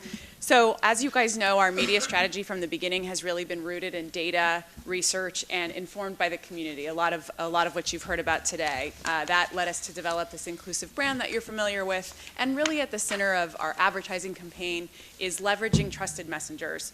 I have often said the messenger is as important as the message. In this campaign, that is particularly true given the level of trust it's going to require to activate the vulnerable populations in California. And then the media strategy also entails a strategic, tight coordination between all of our platforms, whether that's creative, earned media, paid media, social media, so that we are echoing those same messages and amplifying the stories in the community. The next couple of slides just gives you some of how our campaign has evolved and its look and feel. Again, really celebrating the diversity and inclusiveness of this campaign, 13 languages, 15 vulnerable populations, and really what we're talking about with respect to the HTCs are 11 million very specific Californians. I recognize that's about 1 in 4 of our population, but those who have scored the highest, if you will, on the HTC index, the hardest to count Californians, are who we're ultimately trying to activate here. So how do we show up on social media? Again, the look and the feel very much on brand, but really keeping those messages simple. Emilio went over some of those, and I think even Sarah touched on the need for simple education to ensure people that the census is accessible, that it is only 9 questions, and that it is safe and secure. And then celebrating moments in time when there are holidays that we can leverage and uplift, especially with respect to the hardest to count populations in California. Go ahead, Martha. Yeah, we just kind of wanted to have a couple of examples of our partners' work. We have 3, but these are 3 of many sort of collateral materials that have been uploaded on the partner portal, where the partners have cross-shared their information and their collaterals. First 5, DREDF and PICO. These are 3 different messages, 3 different trusted partners that also have a community within their own that they can help elongate the information, but also customize the collateral materials to their community and the individuals and any professionals within their sort of sphere of network. Next slide. This is another more of a partners, sort of uplifting partners' voices, trusted messengers within their communities. We have 3 different examples. The Sacramento Bee is really a reflection of for the API during the Luna year that also went sort of viral within the media partners. It was also on the Ding Ding TV. It was also in the LA Post. It just really was more of a reflection of how Asian Americans use Lunar Year to reflect and sort of get a reminder of what the census is and sort of kind of put that seed back in the community. The Post News group was really more uplifting and acknowledging all the work that's being done down on the ground with our outreach partners, specifically our African American trusted partners. The Modesto Bee really talks about the faith-based sort of voice. We have a lot of faith-based partners that uplifted sort of that message within those communities. So these are just examples. Our overall goal is to really uplift our partners and their work and their voices throughout the state of California. Next. Next, I'm going to dive in a little bit into some data that Sarah already alluded to. So we're doing it's a campaign performance evaluation, and how are we doing in regards to reaching the hardest to count communities, specifically the 15. So we have 3 measures. We have a pre-campaign that we've concluded. We had a sample of 3,713. They had 10 key questions and some questions that identify them, so they can sort of group themselves within the hardest to count communities. A lot of them were able to be in a couple of the hardest to counts. For example, a Latino that's a farm worker is also an English learner, or someone that's in the LGBTQ can also fit within the veterans or senior group. But we also have 2 other midpoint points where we're also going to be looking at the information and sort of really assessing the attitudes, beliefs, and values of people about the census. So we have a midpoint campaign and also a late campaign that will happen towards the end of after census season. So what we're trying to determine is really, it's more of a quality assurance and improvement. Where can we best utilize our resources? Where do we need to adjust? Where can we optimize sort of or enhance the resources that we already have to ensure that more saturation happens, to ensure that people see our messages and they can become aware and motivated. Next slide. This is a chart that really kind of gives sort of an assessment, and the pre-campaign also served as a baseline, as a starting point. Given that we started with Mercury in July, we needed to jump in and sort of get some data to quantify where are the hardest to count communities. What is their level of awareness? So this chart really kind of talks about that the group that really is more at risk is the Middle Eastern and Northern African. Those are that particular group lacked awareness about the census, and then so on to the moderate and lower. So people need to be aware about the census before they can get motivated to actually complete the census form. So that's why we needed to have a baseline understanding about their awareness. Next slide. The second, this chart really talks about the intention of completing the form. So we wanted to kind of have an understanding of where are the communities? Are they motivated enough to complete the census form? And for all of us, it's not surprising that the majority of the hardest to count community lack motivation. They need to understand what the census is and how it impacts them. So this really sort of tiers up at the higher, moderate, and lower. Seniors and even veterans were the most motivated or had some understanding and could be ready to participate. Next slide. So 2 particular factors. This first one is, which is the strongest factor to intent to complete the census form. And know that this pre-campaign measure will help us and will be useful as we move towards the mid-campaign. Essentially, we are trying to motivate people to complete the form, right?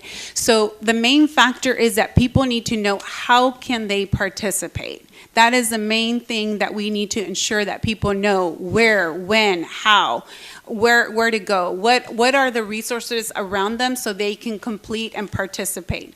The second factor, next slide, Laura. The next factor is that they need to know that every household is required to complete the census form. And as you know, sometimes people think that you just have to complete one form for household, but they need to count every individual in their household. That means grandma, the newborn that was born on April 1st, mom, dad, uncle that just came in from Mexico, or whatever that may be. But people just need to understand that this is an important factor in order for us to get people to actually complete the census form. Next slide. So and before I move on to focus group, the data that I just talked about in terms of performance of the campaign was really quantitative data, and then our focus group was qualitative. So we finished our first wave of focus groups, and we're entering our second wave of focus groups. The first wave of focus groups started late December all the way through early February. We literally just finished. So this data is provisional because we're still looking at the transcripts, in particular those in language. The majority of the participants that participated in the focus groups were over 25 years old, that lived in the region. They had either identified themselves as male or female, and they had to speak the language main on the criteria, and I'll walk you through the focus groups. So next slide. So we had 27 focus groups. The majority were Spanish and English. The partners or the organizations in italics were partners that helped us not only on the recruitment but on the facilitation, so we want to acknowledge their support. All of them that were in language also had a translator to ensure that we understood the data, and those transcripts are also being reviewed. So next slide. Again, similar to the quantitative data, we wanted to kind of get an understanding of level of awareness. So about 50% of our participants understood or had some type of awareness of the census. Of those 50%, 25% said that they had an intention to participate on the census.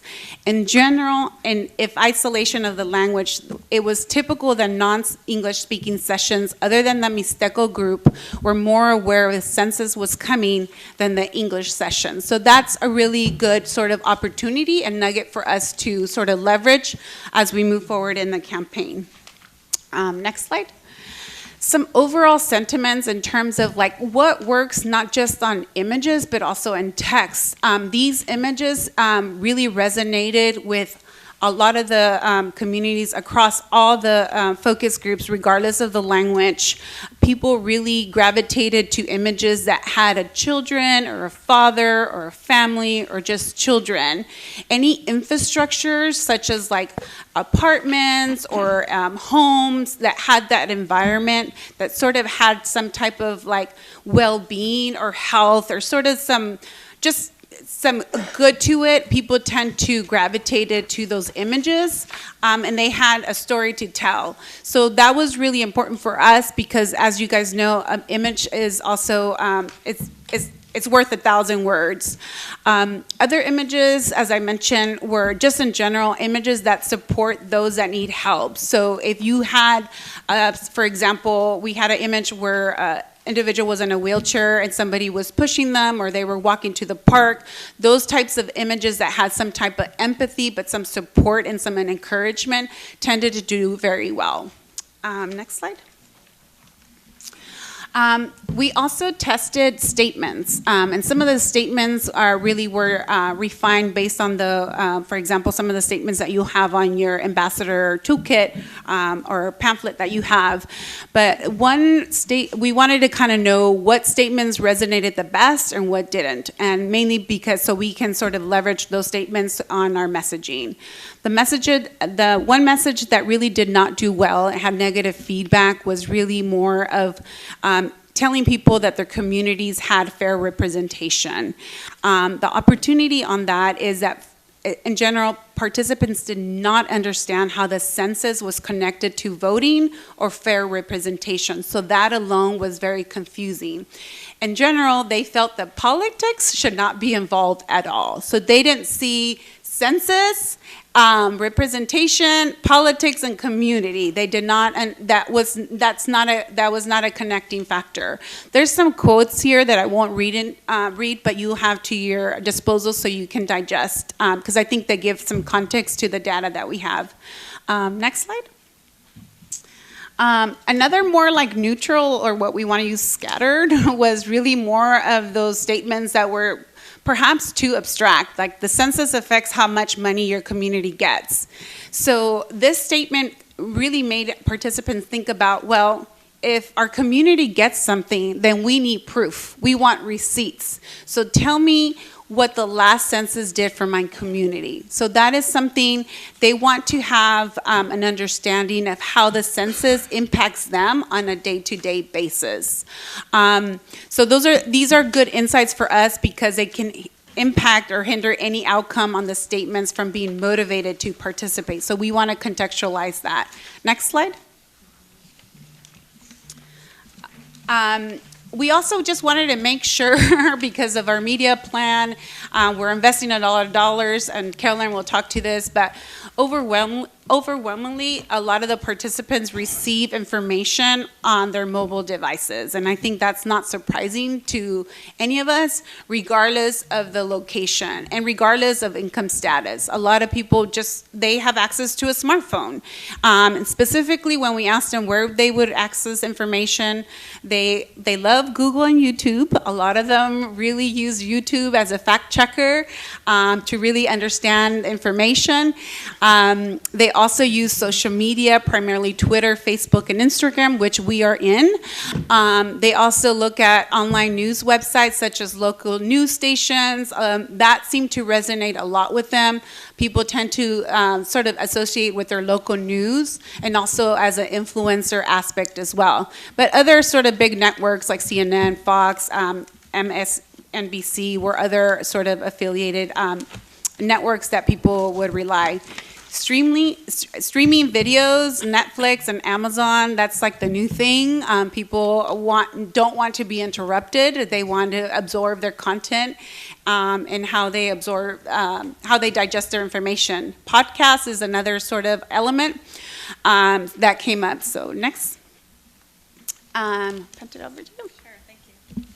Some really interesting insights there that'll continue to inform our campaign as we evolve.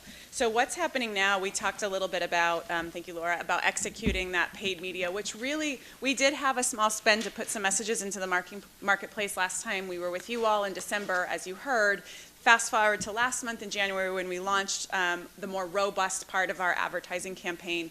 You can see on the screen or on your slides that we have radio spots on over 130 stations, TV stations, out-of-home, print, and digital.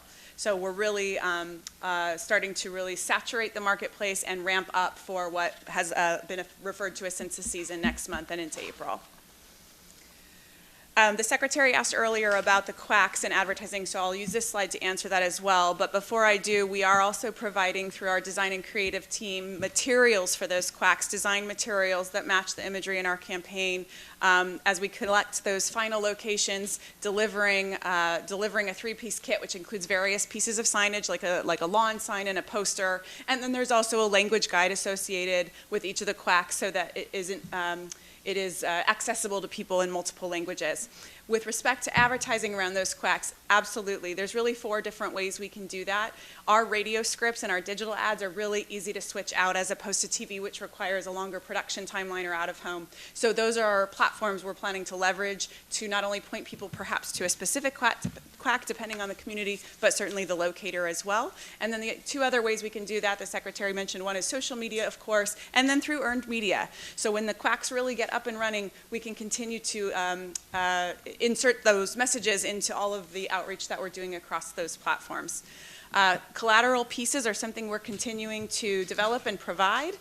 Everything that we have developed to date is on the partner portal, and there will be added pieces as we continue and hear the needs from the community.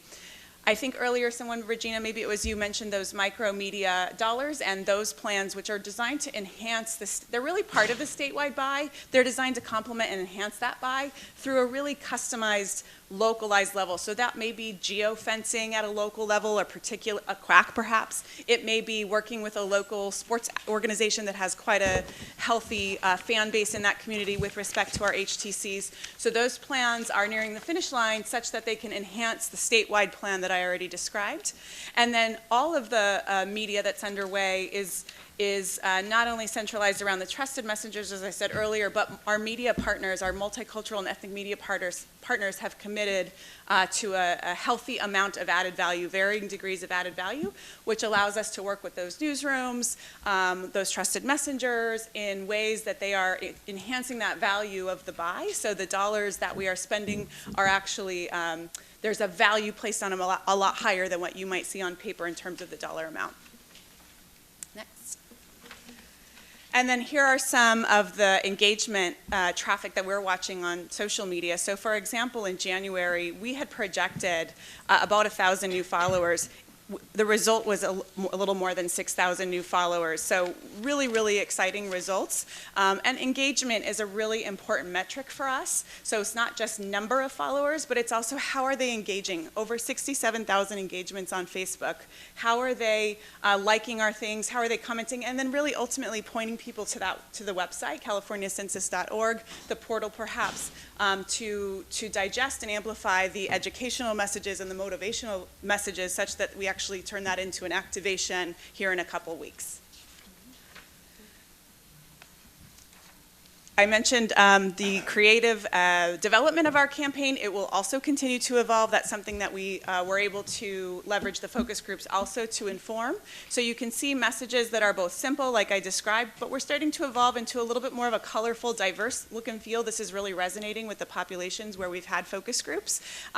Playing with I count as the hashtag presented earlier in your toolkit. That's something that's resonating in some cases with an empowering image of an individual saying I count, but everyone counts is also resonating when there is a group of people or a sense of community and inclusion. So the world is kind of our oyster here, and we're continuing to evolve this creative as the campaign moves along. And I believe that may conclude the presentation. Oh, I'm sorry, one more slide here. Talking about earned media, I think it was Martha who mentioned earlier, our earned media strategy really, really is about uplifting those community voices and the good work being done on the ground because there is so much of it. So there's proactive pitching, working with the regions, op-eds as Martha highlighted earlier, and then trainings for partners where there's some need for capacity building. We were able to execute a really healthy media training, both working with press and on social, and as we get requests for that, something we'll continue to work with the Census Office to provide for partners, again, as this campaign moves forward. Is that it? Yeah. Oh, thanks. It's okay. We also just wanted to give you an update. I think on the last meeting, you guys had asked us about Native American sort of efforts. We also have a Native American media partner, Nuna Consulting Group, and this is their logo. I just wanted to take a moment to kind of really look at the logo and sort of digest it because it was inspired by traditions by the California Tribe Nations. A lot of the weaving was brought up really to inspire and to speak to sort of the culture and traditions that the Native American has. It really is a interconnection between the cultural and sort of the census world. So those two worlds sort of collide to ensure that we build that trust within the community, which is a community that has lacked trust, not just on census, but for other reasons as well. And the design really was really a collaborative effort, but it's really also a derivative of our overall campaign that we have for the rest of the hardest to count communities. Next slide. They also have, if you haven't visited their website, but it's nativepeoplecountca.org, please do. They have tons of resources. They have a toolkit. They have one-pagers, collateral. That information is also available in our partner portal, but we're really trying to leverage and enhance the work that they're doing. Next slide. This is really our last slide. We just kind of wanted to we have shown you this chart, I think in Fresno when we were there, we talked about sort of the 3 different flights. But one of the things that we wanted to bring to your attention is really the last row, which is really the impressions. So we wanted to kind of share that the impressions sort of help guide what the media plan is, but it's not a tell-all. We expect to exceed these numbers as we progress in the campaign. The bar that we really want to measure is really the engagement aspect, because that's really where people take the time to look at our content. They might share, they might like, they might comment on it. That's really more of that engagement aspect and that's really what will lead people to that motivation aspect to actually complete the form. So this is our last slide. So this concludes our presentation, and we're happy to answer any questions you may have. All right, thank you so much. So we're at 2:50, so maybe like 5 minutes for question and then 5 minutes for, yeah. And does anybody have any questions? Yes. Go for it, I know Regina. that, Martha, I know that you talked, or I think, which one of you? I think I'm just to direct this at Martha, though. Okay. But I talked about the micromedia because I think Carolyn actually talked about what you guys are doing, but how is that being broken down per region? And how do we know how many dollars are being directed? Do we know who has the ability to go after the micromedia? So who gets to go, is there an RFP process that has to happen from the county level to make sure that maybe community groups that weren't able to engage at the ACBO level, weren't able to engage at the county level, that this is, hey, I wanted to do an event on my block or in this particular census tract? Do they have the ability to say, I want to go after the media dollars to be able to do that? Yeah, let me answer the question. So in terms of the allocations or the fundings that each region has, we shared that information back in October of 2019, so everybody knows what their allocation is for that. And I just want to underscore Carolyn's comment. The micromedia is an extension of the statewide, and this is something that was packaged in Mercury's contract to help sort of customize mini campaigns throughout the state. With each mini campaign or micromedia, Mercury has designated a lead, and some of those leads come with a package of a consultant, or some of them are a firm, and that lead really works with the local partners. That may be the ACBO, the counties, or any subcontractors that they may have. And so I'll just go through the process. We did an assessment in terms of like what is needed that the state campaign was not already covering. So we were trying to fill in the gaps that they may have. Once those things were identified, partners were able to sort of pitch like, hey, for example, in Inland Empire, I'm able to work with this media group or this reporter. Is this something that we can consider? So that was already been vetted, and that has already been shared with the leads and with us as well, because we've been part of those conversations.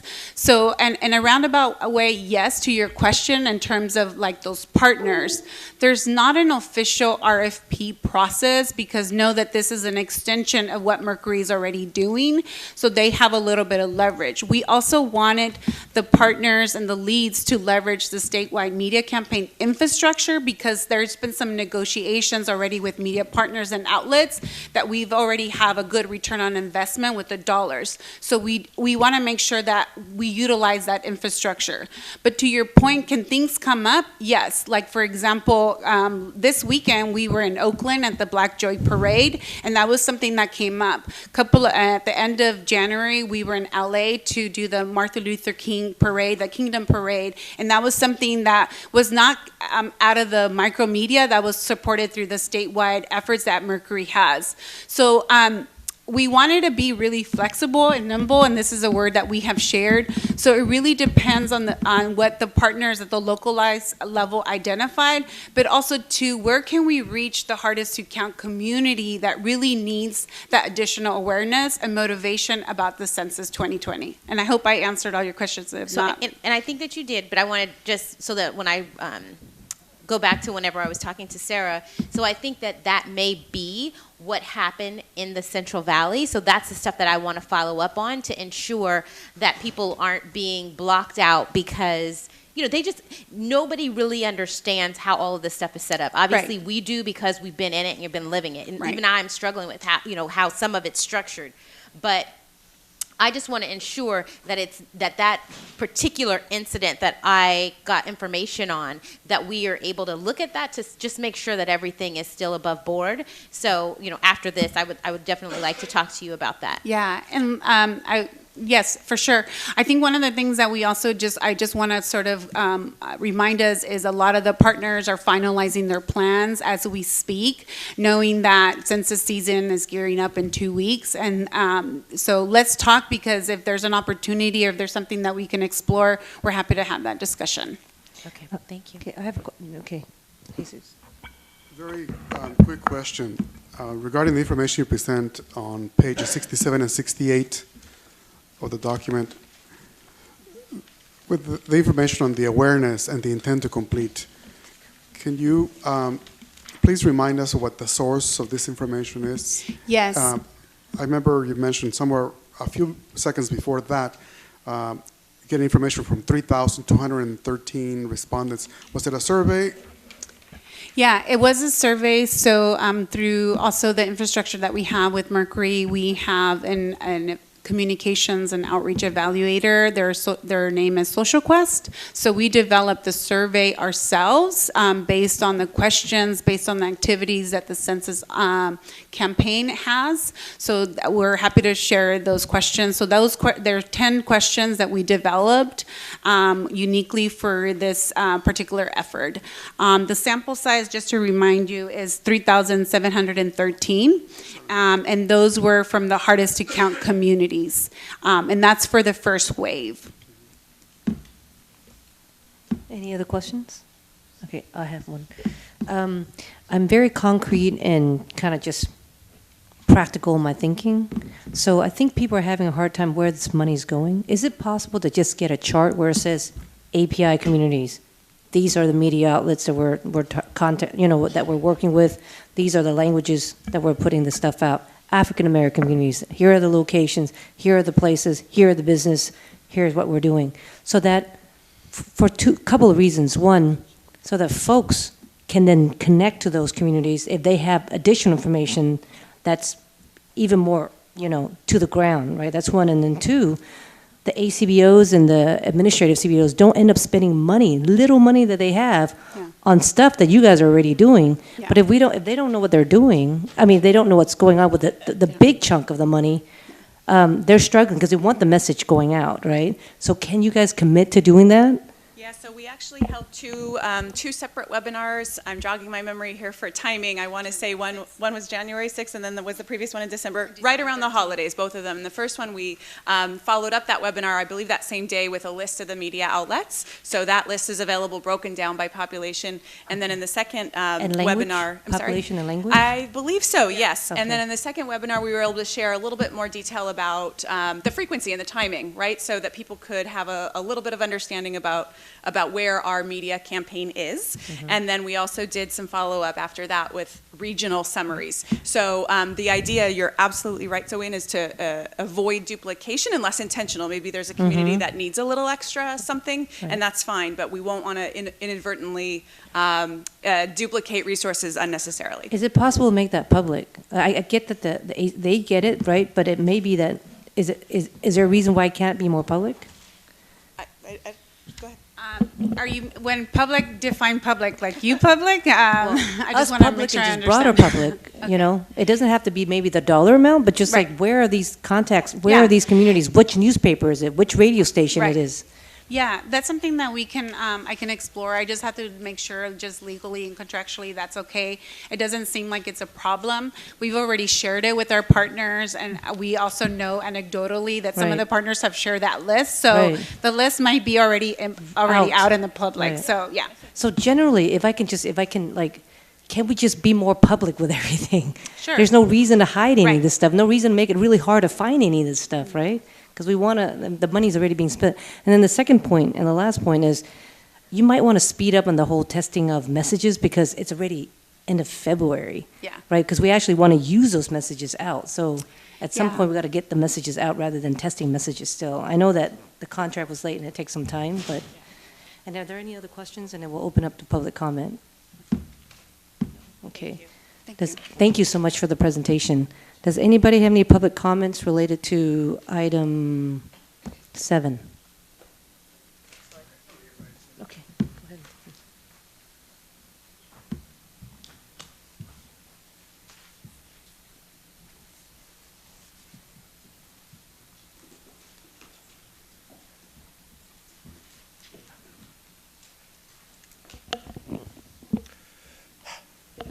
Hello, my name is Euler Torres, and I'm from Region 6. So I have something new this time.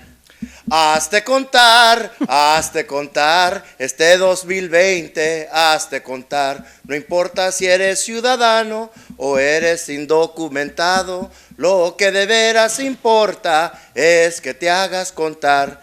And just going to what Martha said, it's about the messaging about people still thinking that the citizenship question is in there. So we're doing this through events that we're doing.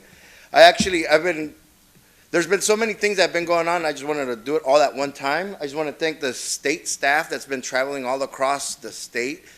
I know it's a humongous effort, and I'm actually very proud to be from California because nobody's doing this. I was part of the Latino Summit that the U.S. Census Bureau put in L.A., I think last week. And I met Aldo Solano and from Oregon, Washington. They're just having 10 times more or 100 times more difficulties reaching out to the community. So I just want to thank California and everything that everybody's doing in the outreach. I know there's things that we all got to work on. I'm still working on trying to get Tigres del Norte to be the image of the census, but I'm still going to keep working on it. I'll figure it out. But I just wanted to thank everyone that's been involved in the whole process. And as a community member, I just wanted to say thank you. Thank you. And then Laura, do we need to do anything else in order? That's it? All right. Thank you so much. Meeting's adjourned, yeah.